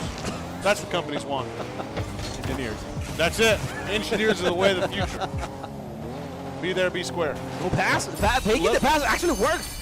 Hey, they're rocking and rolling now. Van Halen's starting to wake up out there. Great pass there from Yak Jeremiah, and Van Halen finishing it off. As you see, Mecklenburg tried to get down, but just wasn't quite fast enough for the Van Halen, a.k.a. Valen. That was kind of getting David Lee Roth out of the band and getting Sammy Hagar and getting that second win. Yeah. I'm with you on that one. Again, that's a little bit out of my era, but that's okay. I can enjoy some of them. Great shot there by Nate Nedick/Caden, whatever you want to call this person for this situation, because I'm kind of confused as to what the actual name is now anyway. So. I think Jordan has to turn back and catch that one. He actually does very well now. The 1v1 situation is good. He didn't have, well, actually he has a lot of in the tank, but we are experiencing maybe some difficulties here. I think. So no, actually it was good. Mecklenburg was just there parked and enjoying the action. He was just waiting to see if anyone, fall for that bait and attack and then steal the boot. Absolutely. When you're up 2 goals like that with only a minute left, you can do those types of things. That's what we call a troll. It is. Yeah. Book definition of troll. Yeah. Absolutely. Yeah. Hey, I'm going to let you know what I'm going to do. Well, Yak Jeremiah said, hey, troll this, buddy. I'm going to go ahead and score because we're 1 away from tying this thing up and potentially sending it to overtime. And we're 2 away from sending you home in game 1. Huff High School with a nice answer there against the South Mech team. That was like being beat by Jack. You know, that's powerful indeed. And now Caden's going to do the pass for no one because Mecklenburg was probably reading some math books back there on the other side of the field. I mean, he was waiting for it. Yeah, a little asleep there. A little asleep. He's like, oh man, you guys take care of it. I'm gonna wait here and have just waiting for the sun to come out or something. I don't know. I mean, dude, it's a full night now, and it's gonna be tied. I mean, the disrespect from South Mech was too much, and Huff said that's enough. Karma is a real angry lady, and Mecklenburg was doing a little. We're not sure. I don't know if he was trolling or if maybe he had a connection situation, but it seemed like it might have been a little bit of a troll. But either way, Huff has brought this game back with 20 seconds left. Tie ball game, 5-5. Got 15 seconds to do something here and see if they can get the game-winning goal. If not, OT it will be. Great shot there on the lift over the nose, but Yak Jeremiah was having none. Van Halen now going at it. It's going to be catched by Caden. Got a shot here if he can keep it up in the air. Not a bad pass off the wall. Just a little behind on keeping that up. But again, not a bad game at all. You know, to be 5 minutes in, both teams have 5 goals tied going into this overtime situation. Now here's where you got to be careful. It's sudden death. First person scores wins. Doesn't matter. And there it is, right there. off the rip. Yak Jeremiah completing the comeback on South Mech. Congratulations to the Huff Huskies winning game 1. I'm going to say I'm disappointed at Kaden for putting that ball in front of the net. That's the last thing you want to do. Actually, you want to, I mean, if you're going to go that way, put it high, make the ball high so it arcs over the net and then avoid that situation. But, you know, good comeback from Huff. They were super down, and then all of a sudden they never quit and got the win.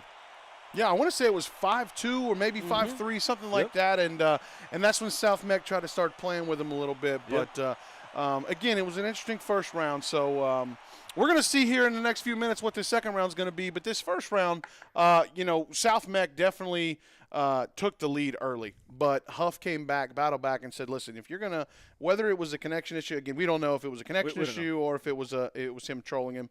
We're not quite sure. But that little lull there for about 20 seconds trying to figure out exactly what was going to happen with the game. It could have been good sportsmanship, you know, and if that's the case, kudos to them on that, and we feel bad in that situation. But we're not really sure. Either way, South Mech taking home the L right there because Huff Husky said we are going to fight and we are going to win this game. You know who's got to win? Who's that?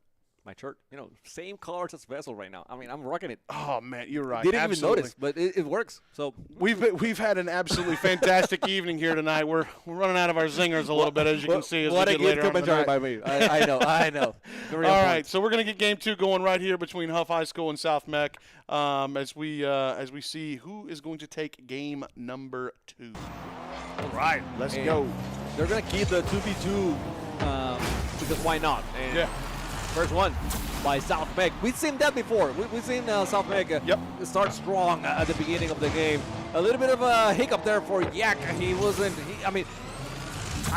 didn't have any boost. He was off the wall without any boost. That's a tough one to actually make contact with the ball with nothing on the tank. So I'm not going to blame him too much on that play. It was a good one. And again, it's second goal right now. I mean, it's 9 seconds in. This is exactly what Caden did at the beginning of the last game, though. You know, he started out early, getting 2 goals quick. I think 2 goals within 10 seconds again in the last game. So, you know, hopefully we don't see another repeat of South Mech, you know, getting up big and then Huff battling back. I mean, if you're a Huff fan tonight, obviously you're going to love to see that. But if you're a South Mech fan, you're thinking, oh, no, I've seen this story before. Please don't write the same chapter. Caden said, oh, no, we're going to put this away early. I'm scoring 3 goals in 14 seconds. I don't know, maybe Huff's just they're late starters or their controller batteries are low or, you know, maybe their mouse is unplugged or something at the beginning of the first 15 seconds. But right now, Huff doesn't even look like they're playing. Or maybe Caden is a 1v1 beast and we didn't know that. I mean, he's got all 3 goals in 5 seconds each or less. That's super impressive right now. So finally we get 5 seconds without a goal here, and that's all because Caden decided to stay back on the net and just waiting for it like a true goalie will do. Yeah, that's Rocket League right there saying, all right, buddy, you scored 3 goals already. We're going to put you in the back of the net. As Van Halen gets a little bit of a wall tap there, pinches it against the wall, gets it angled, gets it in the goal there for their first goal in game 2 for Huskies. Yeah, a little bit of a running with the devil there. Van Halen catching that one and double tap against the corner. That's tricky. That's sometimes a little bit tricky to actually fix that one when it's off the target, but he manages to do so. And this might be it. I mean, this might be the moment that Huff needed to start their comeback. Another shot straight into the net, and there it is. Oh no, Yak was off target and couldn't get that second goal that Huff needed the most. Right, exactly. And as we're seeing South Mech here, we're just now getting into the first minute of this game, too. We've already had 4 goals. So it's been a lot of action here in both of these first games. We had 11 goals in the first game. We're at 4 goals, and we're a minute in on the second game. So quite a bit of action in this 2v2 tournament between Huff and South Mech. I think you're not being able to catch that pass, and that's going to be an open net because you know what? Caden and Math all went for that ball, and it's going to be an easy goal for Yak Jeremiah. Even I could have finished that one because it was so open and no need to rush at all. Yeah, that was a great goal there for Yak Jeremiah. No assist needed on that one. 48 mile per hour speed on that. But when the car's running in front of you, it doesn't really matter how fast it's going. Right. We got a 1-goal game right now in our hands. It's going to be Balin trying to not get clipped. He didn't do the wall job. He actually missed that ball completely. Nidek had to go back for that ball. Actually, a dribble would have been amazing to control the ball, but he decided to let it drop and bounce. He's not going to catch that one over Valen. Valen, good 50, not allowing that ball into Math and Joyer's hands, and it's going to be Jack Jeremiah now saying, no more dribbles. I want to get the ball out into the blue end zone, orange end zone. And it did work a little bit, but it went too high. Math and Joyer was able to collect it, and now going with the L dribble, maybe against 2 defenders. Oh, that's so close. The pass is good, and it's going to be the 4th one for South Mac. Yeah, that's a fantastic goal by Natick there, or Caden, whichever you want to call it. Again, we're just calling it out how we see it. But it was actually a great pass and dribble by Matt and Joyer. But Natick was the recipient of that goal there. Trying to see if Huff can mount a comeback here. Not even halfway through this game. Again, we're high-scoring affair, as most 2v2s tend to be. But I personally, I like to see 2v2s sometimes over 3v3s, because 3v3s can get a little bit chaotic. But 2v2s, if you control the car either on the air or control the ball on the ground, you're going to get scores and goals all the time, just like Yak Jeremiah scoring that goal right there. He's hitting it one time and then bouncing it again off the wall as he got destroyed, but because everybody else was too busy worrying about defending him, they forgot to defend the ball, and they just ran it in the goal.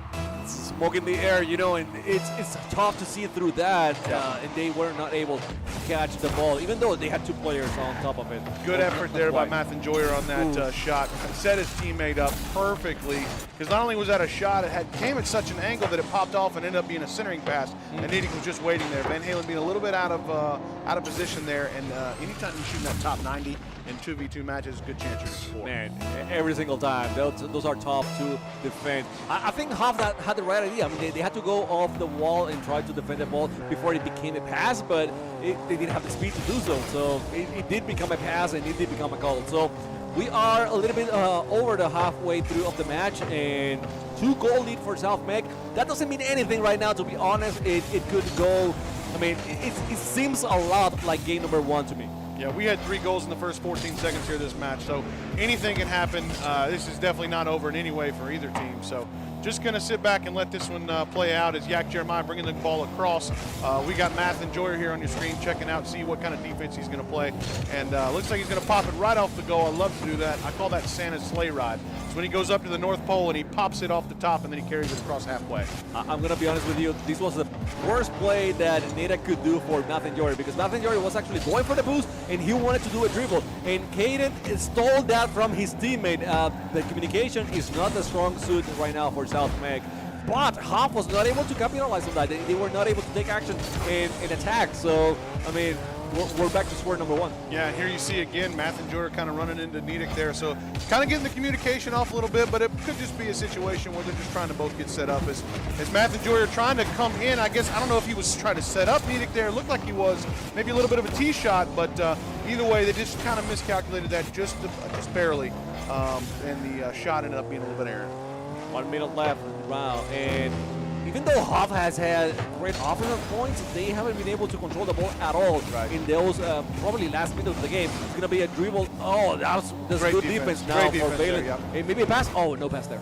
Yeah, I thought that was going to be a nice centering pass, but again, when the first player went out to go get it, the second player, I'm not sure exactly which one was which in that scenario, but they were either way, they were out of position. There was no way for a return. That's when threes come in. You got that third guy that can follow up. So typical scenario when it comes to 2v2. Well, 30 seconds left here. Yep. That's going to be, it seems like there's a lot of wasted time right now from South Meg. They're very happy controlling the ball and just toying with Huff, and not letting them keep the ball around. And I mean, if they do that, it's good enough for them to actually win this match. But it's, how can I say it, a little bit boring. That's it. Yeah, I mean, it's one of those situations where, you know, you're kind of killing time while controlling the ball at the same time. You don't want to make any kind of big mistake. So they're, you know, being careful of that, even though they're going to potentially get a goal right here. Nope, not quite. Okay. But still, South Mech wins that game. So we're going to be tied here, 1-1. We're in game 3 here. So decent amount of points, obviously, scored by South Mech there with 5 goals. 796 for Caden and 545 there for Math and Joyer. I'm not very good at math, but I know that both those guys have now outscored them in this match. Yeah. Just based on small subtraction. Yeah. I think you got it. I think you got it. Yeah. One thing that surprises me is the lack of demos. So only one demo in this match, and everything else pretty clean. And when you have these guys that are controlling the ball so much, I mean, remember, this is 2v2. So if you demo one of the guys, that's half of the team right there. You see it? Math? 2, 1. Yeah. They only got one guy left. Or girl. So you can, player, whatever. Yeah. Whatever. So they can do better if they do the demos, but they're not going for it whatsoever, which is surprising me because they're not even trying to go for the bumps. So what's happening here? I don't know. Yeah, it's kind of interesting that you aren't seeing some of that. And it's a good point, and maybe it's a situation where South Mech has been getting out to an early goal lead. Maybe Huff needs to just wake up just a little bit more at the beginning, and then maybe do, like you said, do a little bit of demolitions and see if they can't swing the vote in their in their way, for lack of a better term. All right, we're going to get into Game 3 here. Huff Huskies, South Mech Sabres. Let's go, Game 3. All right, here we go, game number 3, and we have seen that in every single game South Mech has started strong, and I think Huff needs to start strong. We saw a demo there, but Sounds like somebody's listening. yeah, and people say that I don't know anything about Rocket League, they dare to say that sometimes. You guys, the reason you announce is because you can't play. Well, let me tell you something, buddy. That right there is, they did exactly what he said to do. I mean, am I wrong or am I wrong? You're definitely right. You said do demos, you'll score more goals. Got a demo, 2v1, scored a goal. Pretty impressive stuff. That's the stuff you're going to see here at VESL GG, YouTube.com. All the fun stuff. You're going to see all different kinds of counties and conferences playing all types of games. Tonight, choice is Rocket League. Friday night Rocket League with the boys. What can be better? A couple Mountain Dews, a couple Doritos, maybe some peanut butter and jelly sandwiches. A ham sandwich, maybe some Tostitos, all kinds of stuff. Pizza's good. I mean, Here we go, minute in. Not as many goals as last time. Playing a little bit more defensive for both teams. Again, South Mech leading 1-0, but the overall game is tied 1-1. That's where we see ourselves in Game 3. Marvin Joyer just sprawling everyone with the dribble. I mean, he didn't need to do more, and that's going to be it. But if Kaden actually makes it, Kaden couldn't do it. Valen now has to go, and it doesn't open it, but he decides to go off the wall. Why the wall? I mean, you can have waited a little bit longer, and then shoot straight to the net, just like it was done there by Marvin Joyer. Just from watching these first two games, I'm not going to sit here and say that the South Mech boys are better than, or players are better than Huff by any means, but it just seems like South Mech players can control their car a little bit better than Huff can. And sometimes that's catching, like we see Math Enforcer there, get that nose flip that I love to see. Again, I got all kinds of different names than some of the other guys. I call them my own stuff. But that nose flip that flips that thing right in the goal, bam, right off his nose. It's a musty flip. Yeah, I call it a nose flip because that's what I always call it, because it's the nose of his car. It is a nose flip, but Musty is too full of himself. No, I'm kidding, Musty. That's all good. But he was the one to comment on stuff. Yeah. But I get you. I mean, I like that your name, it makes more sense to someone that actually doesn't watch Rocket League. Right. Yeah, I'm keeping it simple, stupid. I don't have some of the terminologies down as far as the professionals go. But when I'm playing with my guys, that's what we talk about. We call it a nose flip or a keister kick, something like that. Yeah. That's right, a keister kick. That's when your back wheel hits it on accident because you ran by the ball, and it goes in the goal. That happens every once in a while. Respect for the names that actually make sense. Yeah. I like it. Absolutely. So we're almost halfway here. South Mech again taking that 2-0 lead like they've done in every single match so far. Not as quickly this time. So does that mean that Huff is playing a little bit better defense, or does that mean South Mech is just kind of doing the same thing? So Huff's kind of figured out their game plan. I think South Mech actually figured it out. At the end of the previous game, they were just controlling the ball and just waiting for errors, mistakes. Great pass here. Get that. Oh, didn't even need the touch. I don't believe he touched it at all. I think it was a kind of an own goal pass situation. It's one of those where you see the NBA when they're throwing up an alley-oop and the ball goes in, it's 3 points. Yeah.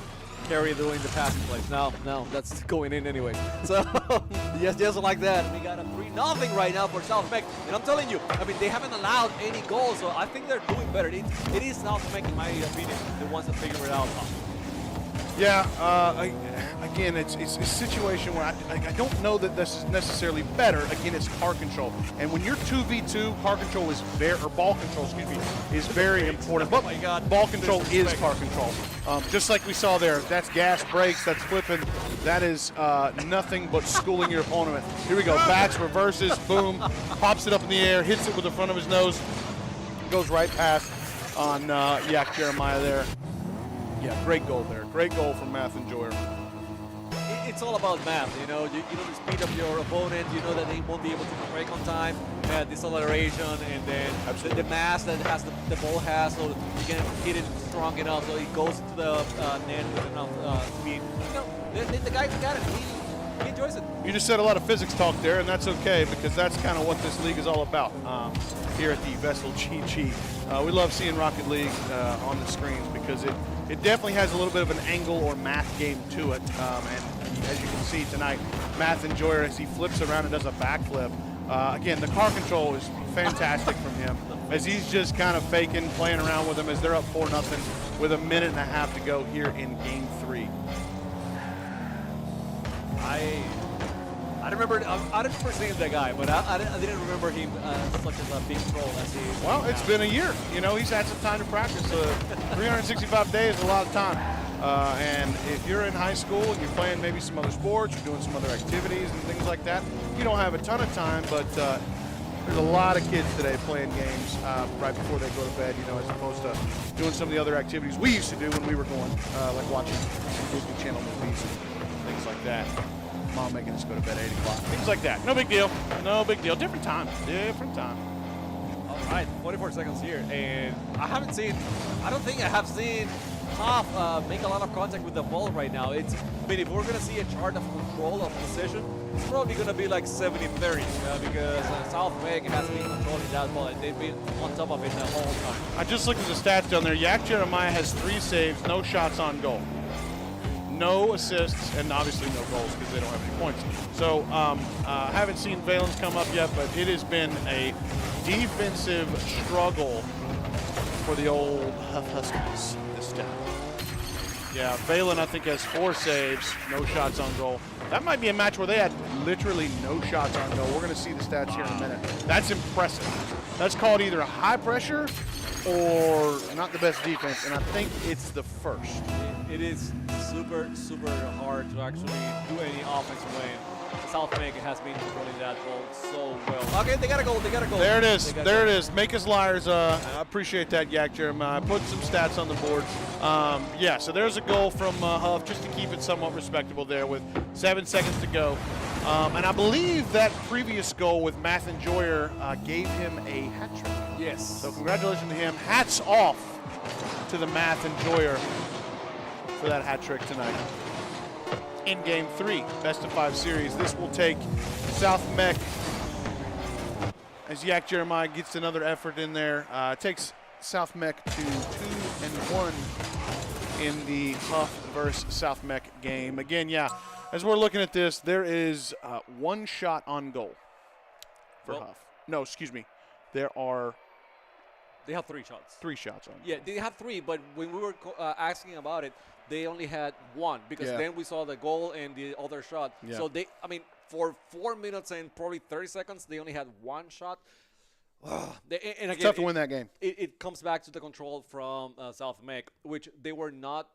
They were toying, but they were not overextending at any moment. They kept control of the ball very well, and this just shows you skills from these guys because that's super tough to do. I wouldn't be able to pull it off anytime soon. Again, and this is a 2v2, so it's a little different than a 3v3. Yes. A 3v3, you don't have the room or the time to really have that control unless you can do it at speed. Because you just don't, there's literally another car there, there's space, you make one move and you make a defender miss, and you make another move and a defender miss. Well, in 2v2, you're done, you're scoring. If you do that, you got another defender coming your way. So it adds to it. So in 2v2, if you can control the ball and control your car, you're going to usually do a little bit better than somebody who, you can fly, you can drive around, you can bump, you know what you're doing, you play good defense, play good offense. But if you can't control the ball in the air or separate yourself, it's going to be tough to score those goals. So we're going to be rolling here into this fourth match. Again, Huff High School being up 2-1 on South Mech Sabres. Yeah, and these guys are already in the match. They decided to go, right away. So this one is 30 seconds in already. Yeah, no big deal, though. We just missed a little bit. Haven't missed any goals, which is crazy because in the previous matches we would have missed 4 or 5 goals by now. Exactly. But that last match kind of proved differently. We didn't get a goal till about a minute in, and then it turned into a Huff show. Yeah. Excuse me, a South Mech show. And hopefully you learn the cards of those players because you only have numbers on their tags. Okay, they fixed it. Yeah. They had numbers for a while. Yeah. But yeah. Okay, Nidak Okaden with the first goal. Early on, 45 seconds. That's still pretty fast. Yeah, and it's interesting. Both the South Mech players using the Finnick here, and I've found that is a very good dribbling ball or dribbling card. Yeah. So it's no surprise that they have the skills to do that with that vehicle. I'm not saying that it makes you do that, but I've definitely seen some of the better players do that. As Huff gets a tying goal here with the first minute almost gone in Game 4. Great shot there by Yak Jeremiah from the cross, getting that low goal score, almost the 5-hole. Just going at the mistake from Matthew Joyer, who stole the ball from Nidak. I don't know why, but decided to go back with it. Yeah. And, again, going back, but right into the net, which is a big no-no here. In Rocket League, it doesn't matter. 1v1, 2v2, 3v3, 4v4, whatever it is, it's still a big no-no to do so. So, guys, I see it a lot. Don't do it. Yeah, it's one of those things where you got to be a great teammate when it comes to Rocket League, because if you do something and maybe your teammate's thinking one thing, you're going to screw both you and him up. And if there's only 2 players on the team in this situation, it's going to end up in a goal, just like it did. Great shot on the net. Oh, yeah, one of those speed shots. Opportunity. Yeah, great speed shot there. I mean, they were full speed coming off that back wall. They were a little bit over pursued. It comes from good defense is what it comes from. Van Halen might have gotten out of the goal just a little bit more than they were expecting to there, but that's all right. Just going up 1 there for South Mech. Van Halen still doing it here. It's only a 1-goal game so far, so if Huff has maybe learned anything from the previous matches and they are able to avoid getting clipped by those fakes, then they might have a chance here on this game. Number 4 still, which is it is a match point right now for South Mech. So Huff has to get as creative and strong. I mean, strong like Huff. Yeah, I mean, we haven't seen much of the car control or dribbling is what we call it in Rocket League from the South Mech players as we have in the last match. I don't know if that's just a change in play style or if that's the defense that helps playing differently. But the car control hasn't been exactly the same as it was last time, where they were popping up on the front of their car and just kind of dribbling however they wanted to. Yeah, I don't know the reason why they haven't tried, but maybe a little bit more respect. Maybe they actually want to. Here we go, doing the exact thing we were just talking about, doing the fun little barrel roll flip. Again, there's probably a real name for it. I call it the barrel roll flip, where you just pop the thing up, and as it's coming off your car, you barrel roll, and it gets a good little hit on it. Might be a shot. Valen went for the fake, and Matthew Joyer said, "Nope, I know you're breaking, dude. That's not gonna happen." I've seen that, been there, done that. Got the T-shirt again, going over to Santa's North Pole and taking that boost as he takes the shot all the way in. But Nidak steals it right at the last second. Did you see that? Well, you can call it stealing. You can just making sure that it goes in. It's a pass. Yeah, it's a confirmation. I've definitely said that before. Yeah, just confirmed it. Just making sure it goes in. No big deal. It's teamwork at the end of the day, okay? Absolutely. We're both winning. Absolutely. 3-1 here for South Mech in Game 4. Again, match point for South Mech. If they win this, they win the game tonight. So, Yak has an opportunity for a pass, and you see Valen is waiting and waiting and waiting, and he got tired of waiting because the pass never came through. Now, another opportunity for a pass for the center, but I don't think Yak was ready for it. He was definitely not on the place to, he wasn't trusting his teammate to actually win that contest. So Valen now on defense in the back, and Nathan Joyer is going for the pass that never came through, and Yak was able to actually get the clear. Yeah, Yak gonna do some flying of his own now. See if he can't get one of those barrel roll flips, touches, whatever you want to call it in. See if he can't shoot that thing towards the net. Great break by Nidak. Caden Nidak, great job. Great goal there, 4-1. I don't think I have ever seen that many fakes in a 2v2 in my life. Yeah, just working, just fakes at work. Well, it's awareness. It's just knowing what your opponent's tendencies are and then reacting to them quickly. I mean, that's hard to do. You got a wide open goal. Yeah, there's a guy coming to your right, but you're trying to get that thing in. But to hit the brakes like that with a ball right in front of you as this guy's coming across, because if he hits that, you got no shot. You got to turn around and go back and play defense. Ooh. But instead, he hits the brakes. Jack Jeremiah gets a second goal there for the Huff Huskies in Game 4.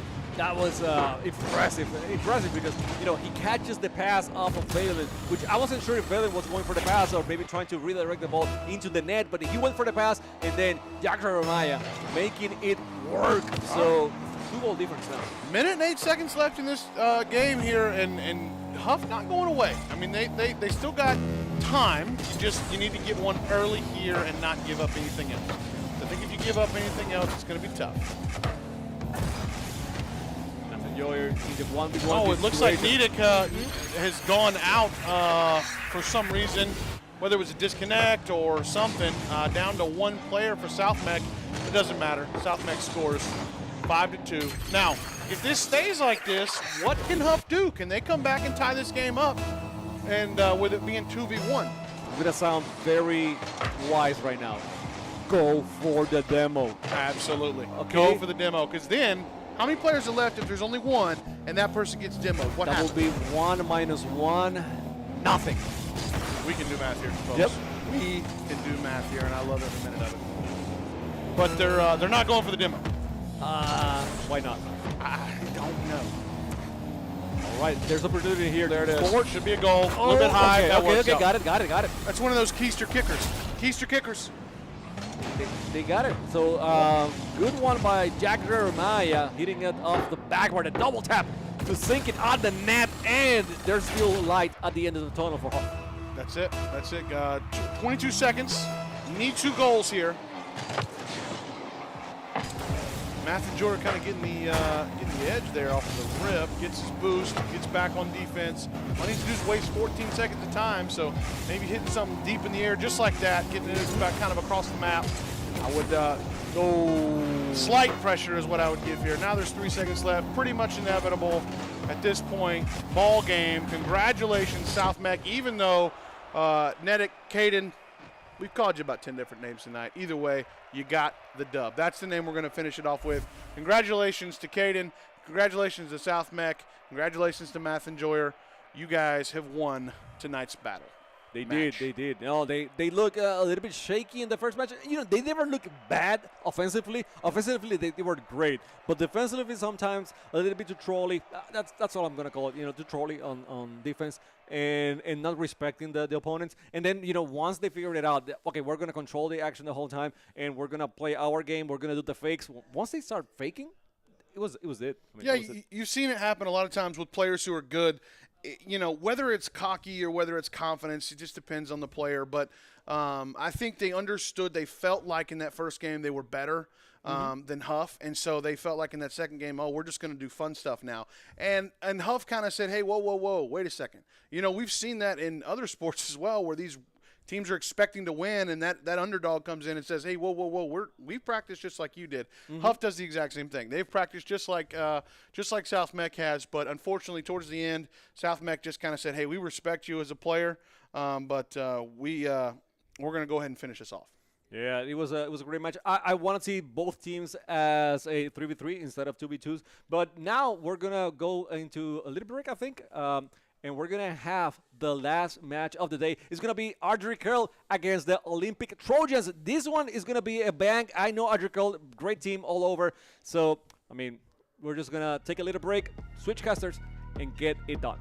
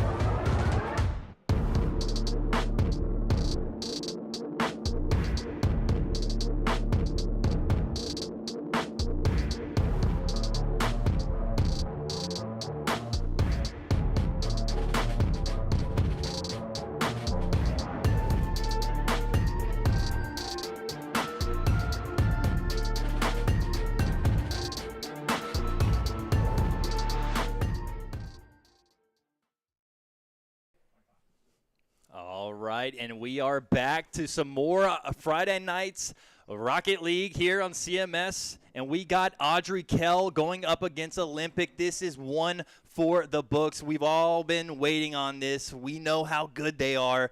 Alongside me, Michael, what are you expecting here? Well, I just learned, right, and first, I'm going to take a step back for a moment, right? Before we get too far into this story, we just had a great game casted by Chimako and T-Phrase. So shout out to those guys giving us a little bit of a break. We got to go have some food. It's been a long day, right? We jumped right in, right after we got off work, jumped right into the Rocket League action for you. Back to the story of the match. Audrey Kell Knights, Olympic Trojans. You were telling me while we were eating, there's a long history here. Back in Season 1, we saw Audrey Kell Knights versus Olympic Trojans. Oh, yeah. Olympic managed to squeak out that victory. You have to be thinking, if you're Audrey Kell, there's a little bit of a rivalry here, a little bit of heat. You want that revenge to start early in the season. Yeah, these two schools have gone head-to-head in the last 2 seasons, and, both of them want it just as bad. These guys are great players when it comes to their school. We also have some players that did graduate, and other players have to step up in their role. So look forward to seeing that here in this season. But I'm excited. Who will start this season off here against each other, Olympic or Audrey Kell? We're about to find out right here. Game 1. Jump in. Let's see some player names, a little bit of history for you before this game jumps off. We did actually see these two exact teams face off yesterday in Super Smash Bros. Ultimate. It went the distance all the way to Game 5. Audrey Kell managed to squeak that out on the back of their player Punisher there. And I'm doing a quick glance, right, because we've already seen a player who can play 2 games. I'm not seeing any familiar names here. Audrey Kell, though, just as a story earlier that we had with CEEC, they were there Wednesday. They beat the Butler Bulldogs. Yesterday, they got the 3-2 win over the Olympic Trojans. You have to be thinking they want to be another team to start off with a 3-0 week. Yeah, and I see some familiar gamer tags here. We mentioned this name earlier, Skimmit, and also Barris here on the Audrey Kell side. And, of course, on Olympic, we also know Ginger Ace and Devine has been in there in the past, but also NRG Bubble, looking forward to him doing great things for Olympic. But look who already scored and put up a point, and that is Skimmit himself with a double touch. Yep, Audrey Kell coming into a big lead early. You got to think NRG Bubble. I'm not sure if he's actually signed to NRG. Maybe, calling his shot early that he's going to sign to that pro team. He's just going ahead and getting ready for him. Ginger Ace taken out. He didn't want his name to get taken. That's probably what it was. He's like, let me go ahead and put it down so later on, I don't have to worry about it. Yeah, and I've heard, some murmuring, right, in the chat that Devine and Ginger Ace, while they are great Rocket League players, apparently they're on stage in front of them, they also excel in other sports. That's a good thing to call it. Devine being a state championship wrestler, if I'm not mistaken. Ginger East being a phenomenal baseball player. I don't have his acolytes right off him, but I've heard good things about him. You got to think NRG Bubble's probably in that same situation. Well, yeah, and you have to also think about this. I mean, these players have competed on not just esports, but on the other actual sports that's going on too, and they just know what the competition feels like. They know when things aren't going their way, not to give up, to keep the foot on the gas pedal. Anytime they're down, they're not giving up, and that's what you gotta respect about this Olympic team. They just have all this knowledge of been there, done that kind of thing. Just a little hip hop right there, a little hopscotch. Ball went right over. I believe that was Skimmit looking to score. Or no, it was we're looking at Skimmit. He's another player. They were looking to score. Ball bounced right over as they were moving in. With the background of these players, right, you're seeing there's going to be a lot of competitive mindset here. Audrey Kell side, we haven't introduced him. We have Skimmit. We have the Uncle Toucher. Now, guys, it's his name, all right? I got to read it. And then you got Barris himself. But what is the Bear? Bear is the Uncle Toucher, right? Bear is Skimmit. We don't know. We're going to find the identity of the Bear throughout this game, though. That's for sure. Is he a winner, or will he take defeat against the Olympic? That's the great thing about both of these squads. They've seen victory in the past seasons before. As you see Audrey Kell getting on the board, that's thanks to the uncle on that one, as they go up 2-0. Audrey Kell off to a great start, but Olympic, you cannot count this squad out. Like I said, going back to it, Ginger Ace and Devine has been there and done that in the past seasons. They are not going to give up here. Absolutely. And, like we talked about earlier, Audrey Kell, they got the win in Smash yesterday. They are making a strong statement to these Olympic Trojans early on. They are letting them know we are getting this 3-0 week for our school. We're going to celebrate. We're going to the club with CEC, right? The Winners Club. That's the only place for us to be. This is going to build a whole new narrative for this season. And if you're Olympic, right, this rivalry, this little bit of history, you got to be feeling pressure being down early because you know your school's rallying behind you. You know you got everybody looking at you. And if you're Devine and Ginger Ace, who are so, accomplished in their other sports, they are not going to take losing much. Absolutely not. And just you can tell on this high level of play. We've seen a lot of high level play. I think this one is even more. You see like great saves, just nonchalant for them too, and it's just crazy on how different of a range they have. Uncle Toucher being rebranded right now to the Uncle Saver because he's on defense. He's doing great work over here. Barris soaring through the sky, but Barris can't fly, so Bear is grounded now. As we keep bouncing it off the curve here. Potential shot, just a little off. NRG Bubble going to try to get the pressure off his goal. Yeah, I'm very shocked right now. Olympics still scoreless, and that is not like them, but that just shows you how well this AK defense is going. I mean, they have had it, but will this fall in? Woo! No, it's not. Uncle's going to be able to take that one right out of the goal. The Uncle Saver, I'm telling you, new name, new brand. Write it down.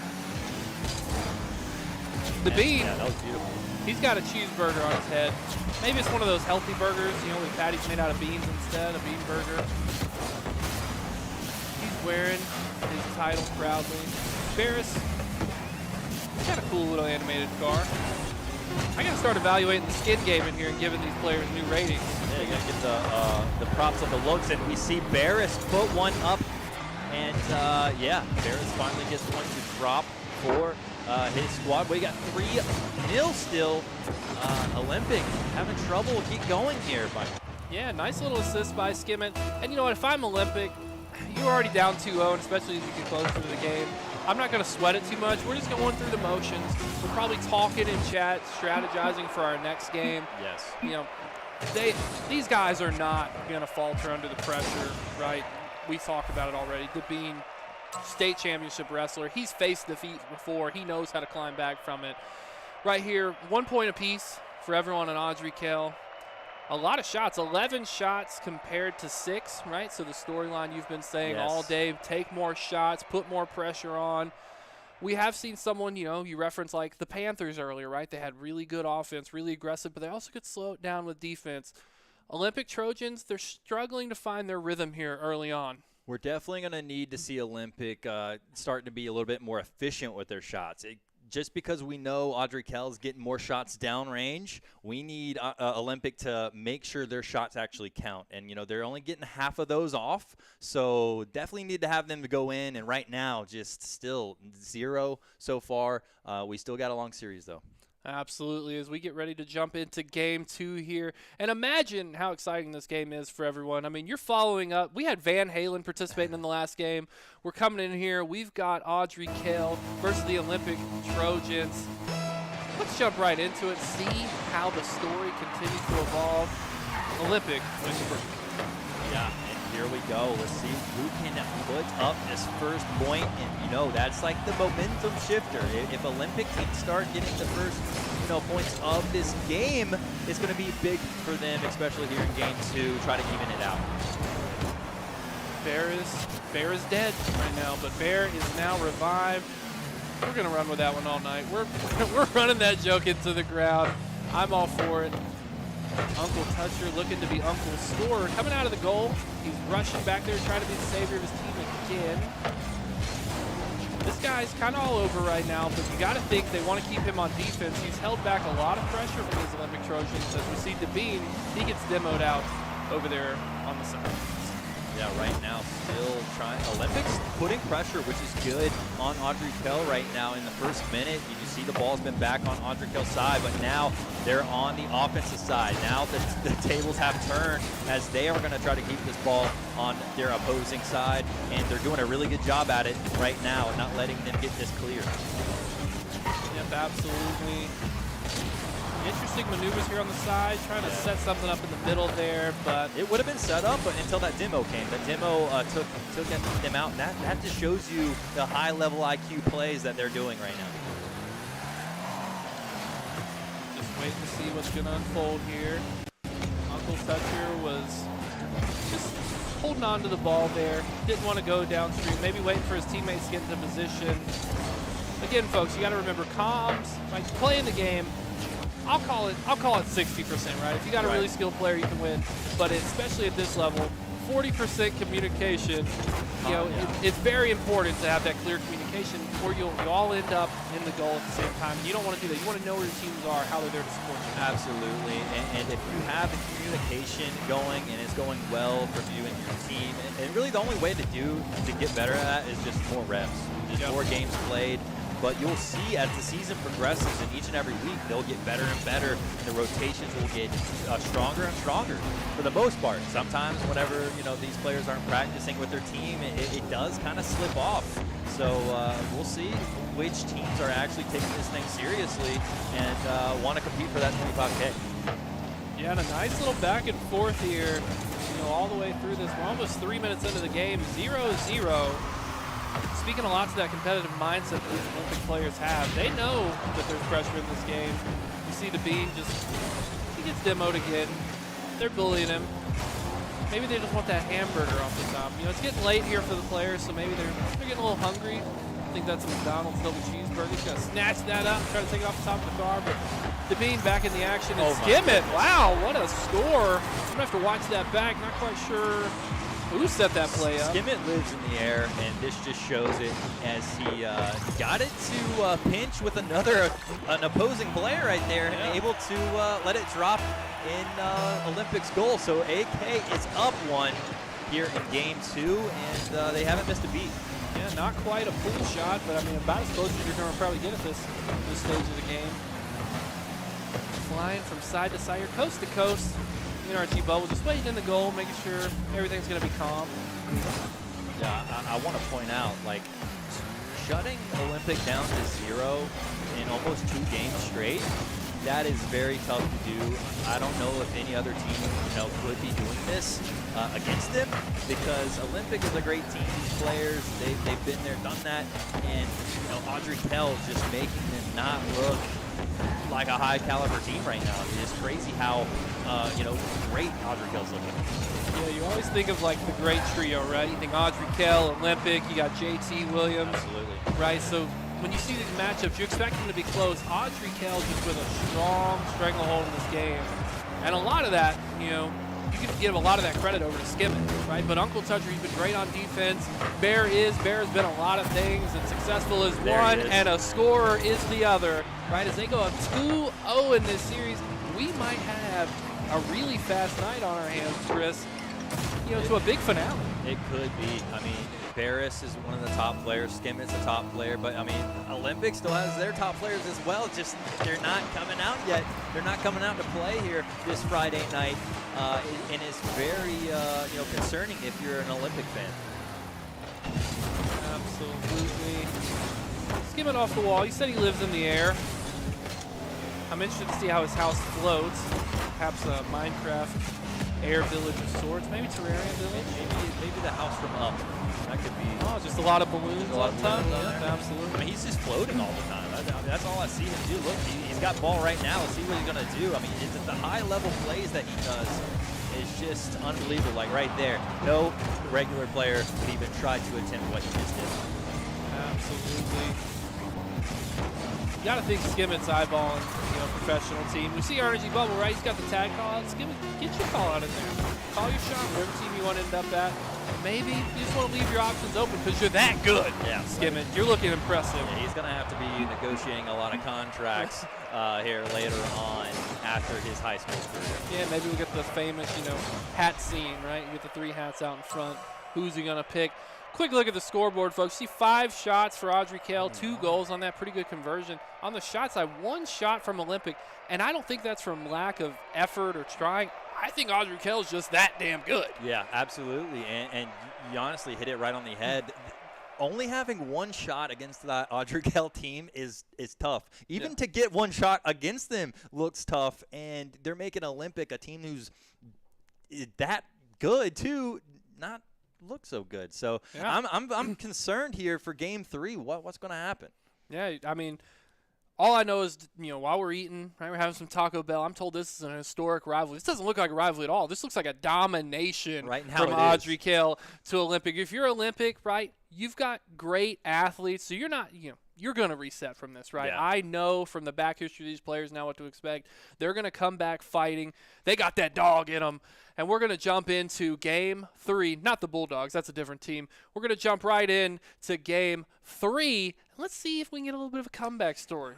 We all want to see it. I mean, like we said, we're always pulling for the underdog, even though I'm not saying Olympic is an underdog in this situation. Just the way this match is going, I would say so, right? Yeah. I mean, down to 2-0 here in this series, and we, like you said, this was more hyped up than what is showing. So I'm really concerned right here for Olympic. If they don't get this game here, or at least jumping out of the gate early, they might get the broom out. Yep, absolutely. I'm a big wrestling fan, so, I've been putting the pressure on you all night, so I'm going to take this one. Olympic, you're down 2-0 in this series. What do? Well, you look at the beam. You reference professional wrestling. You say, do you want to be just a normal guy, or do you want to be the tribal chief to be? Do you want to be the man, the head of the table?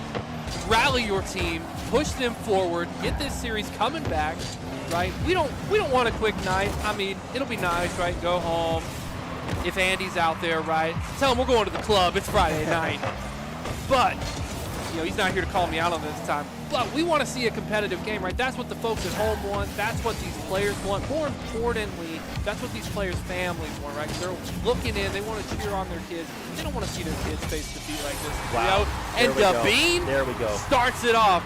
It's like he hurt me. Yeah, absolutely. I mean, and we've said this before. Since he, the Bean you said was the wrestler, correct? Yep.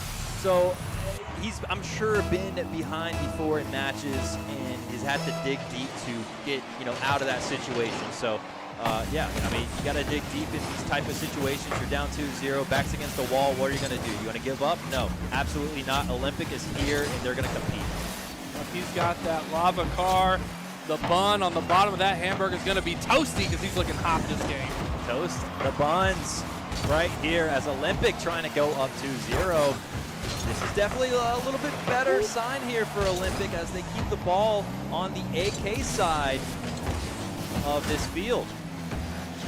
There is the pressure on. I love it. Trying to figure out what he wants to do with this ball. Uncle Toucher, get it out of here. Right, this guy's been on great defense all night. I mean, it's crazy. Skim it, though. This guy, he's the offense. It's kind of hard. You have the sword and the shield on this team. Bear he can just hang out, do whatever he wants. He can hop in the backpack, right? He's got two good players, but he's good support there. On the other side, we haven't quite, the Bean, right? He's our big goal. He's kind of the leader right now. He's looking for that extra support from Energy Bubble.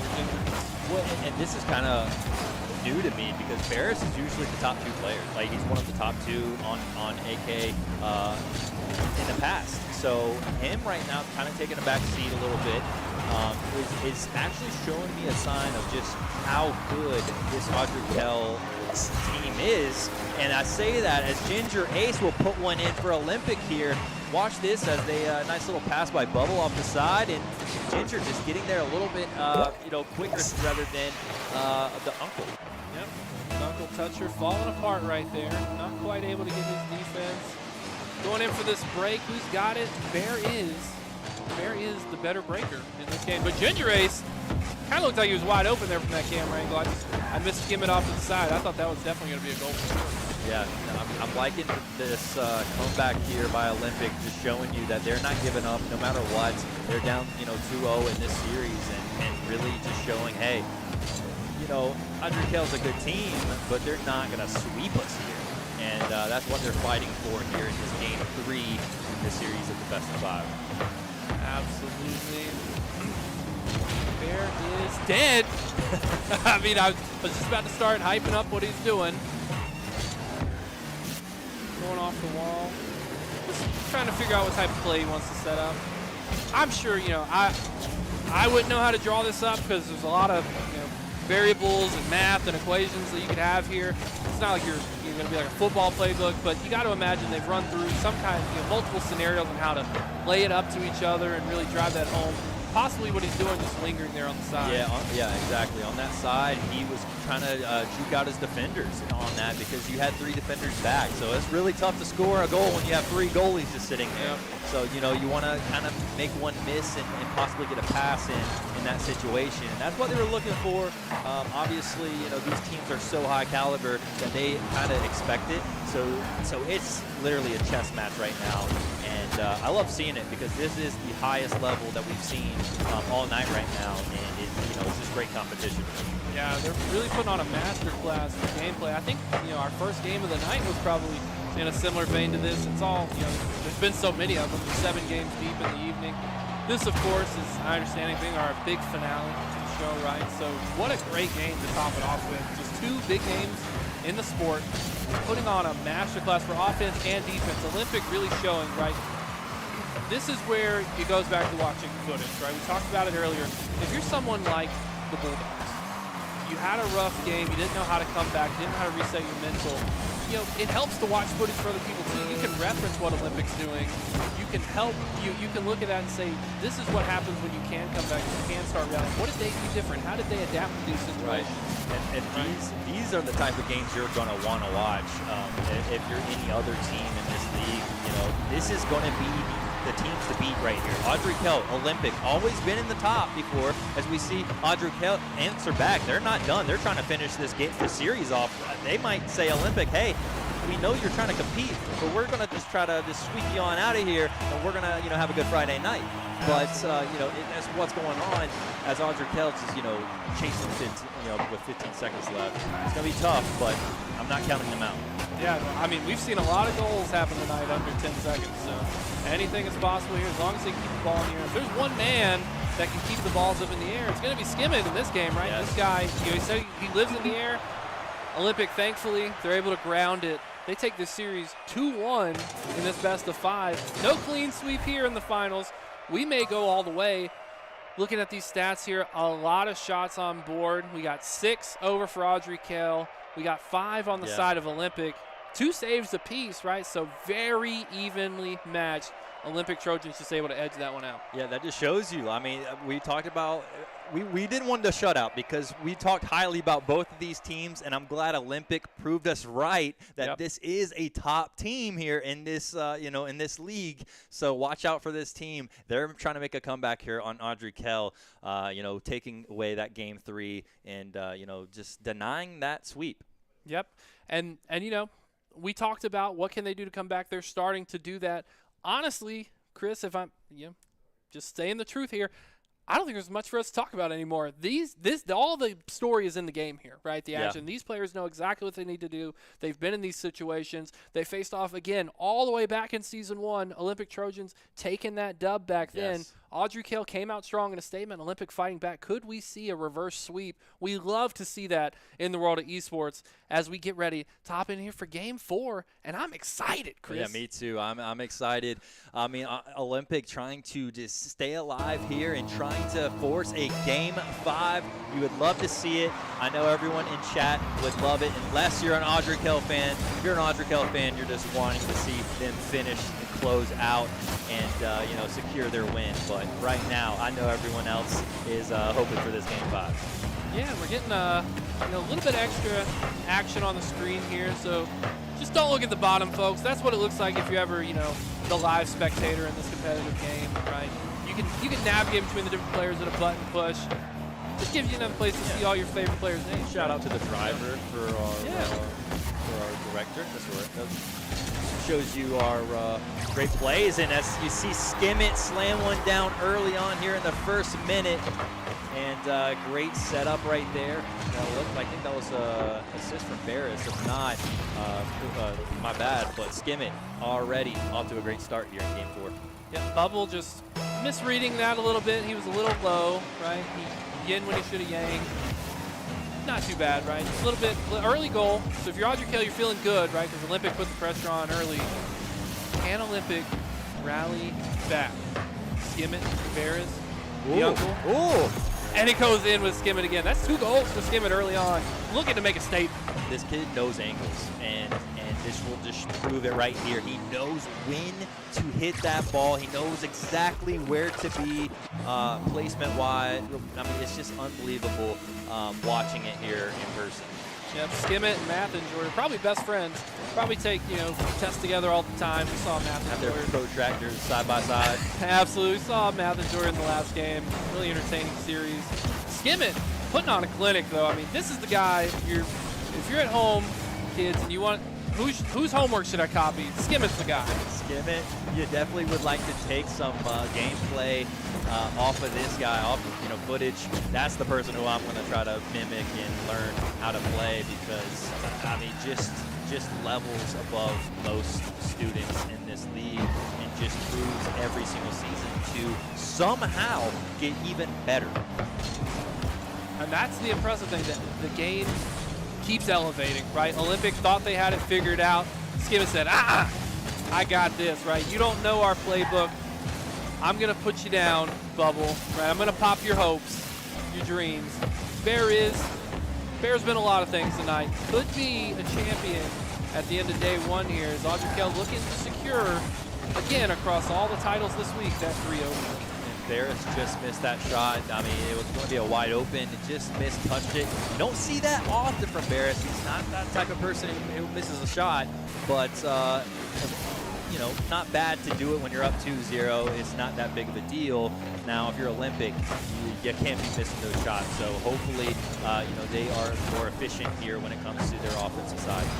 Yeah. At what point, Chris, right, do you think that they got to throw everything at it, right? They got to bring all 3 players forward. They can't have a lot of defense. They got to get some goals in for this comeback. As time is slowly ticking down. We're halfway through the game already. Yeah, 2 minutes and 20 seconds left. They're gonna have to make something happen. You would kind of want to say, yeah, put all the offense up, but then that could honestly ruin your chances. So, you're only chasing 2. You got plenty of time, 2 minutes. So if I'm Olympic, right now is the time to score, and they had an opportunity. Ginger Ace was up in the air waiting for it, and it's going to fall back down to him, but Uncle Toucher's going to be there. Not in this house. Devine shuts that down. Oh, just kidding. Uncle Toucher said, He's there. hey, buddy, He's I'm always juking there. you out. You thought you blocked me? Nope. Surprise, surprise. I'm coming in from the side attack here. Bouncing it off his booty right to the goal. Being at the right place at the right time, it just shows you, Uncle just being the perfect spot. I mean, these balls are just falling straight to him. Easy money. Yeah, easy money indeed. Up 3-0. 4-0. Sorry, autocorrect. Stretch that. You got to think. I mean, I would be surprised. I got a lot of faith in the Olympic Trojans, right? You have some great athletes on there, but being down 4-0, a minute and 45 on the clock, you got to think that this series is over and Audrey Kell's going to start the season with a statement. Yeah, right now it's looking great, and you really never want to say over until it's over. But this high caliber team with Skimmett almost making that double touch just look easy like he always does. They're on another level right here on Friday night. It is just dominance. Yeah, really looking like a bunch of gnats the way they were all hovering over the top of that goal there. That could have went either way. Uncle Toucher looking to keep that pressure on, though. And that's the big thing, right, is they're not letting Olympic bring the ball over the side. I mean, as I say it, counts for curse, I guess. It does make its way over here. But Audrey Kell doing a great job at just keeping it away from their goal. There's no risk for Olympic to score for them. And now you have to have 1 goal every 25 seconds if you're Olympic Trojans, right, to try to win this out. I don't think you can do it. And I can't even math. There's 60 seconds. You have to have 1 goal every 15 seconds. I'm correcting myself live, folks. Bear is keeping the pressure on again as NRT Bubbles looking to make something happen, at least not to have the 4-0 shutout. Yeah, I mean, at this point, if you're Olympic, you kind of just want to, kind of forget about this series. Yeah. You don't want to forget too much because I would honestly want to go back and see what you could have done better in this series against, because you're going to have to play them eventually. Either way, if you're trying to, win this tournament, you're going to have to beat the best to be the best. And as Ginger Ace doesn't want to go down with the shutout there in Game 4, gets Olympic on the board. Absolutely. 20 seconds left. Stick a fork in it, folks. They're done. And you got to think this could, right, just from pure school names, this could be our finals later on in the season, right? But we also saw those Providence Panthers are on the prowl. And Tan Banana versus Skimmett, that's something I'd love to see. I would love it. I mean, even going up against Olympic, I would like to see kind of how Providence matches. And, you know, we're going to be able to see those matchups later on. I'm excited to see that. Yep, absolutely. As we just tick down here, 4-1. As soon as the ball touches the ground, Audrey Kell get the win. They close out this series 3-1 to start out the series. 4 goals. We got 9 shots, right? A little less than 50% there. We're doing great if we're Audrey Kell. 3-0 week. Only joined alongside, to the best of my knowledge, from what we casted, CEEC for the week. Everyone's going to be celebrating. They're all going to be having a good time. What a great way to have a Friday evening. Spending time together, casting great Rocket League. I was taking notes. You know, if I go home and play some Rocket League, I'm not going to look as good as Skimmett doing it, but at least I know jump in air, flail around, goals happen. You got to start somewhere, right? You got to start. I mean, you're not going to be Skimmett when you first just hop on Rocket League. You know, it takes time and time. You ask Skimmett how many times, you know, he's practiced all these type of aerials, setups, all this. He's going to say many hours.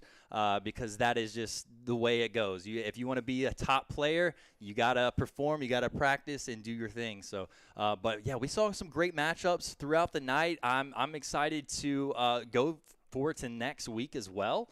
You know, at the end of the VESL Week 1, what a week. Absolutely. We saw a lot of fantastic action. Chris, I know you weren't here on stage with me. Maybe you were out floating about. We did have so much good action. We have Valorant on Wednesday. We have Super Smash Brothers Ultimate on Thursday. We have Rocket League on Friday. You guys just witnessed it. But that's not all. We got 4 more weeks of action, everybody. It's nothing but uphill from here. We had a couple, you know, good moments, couple bad moments. Some teams have a lot to learn.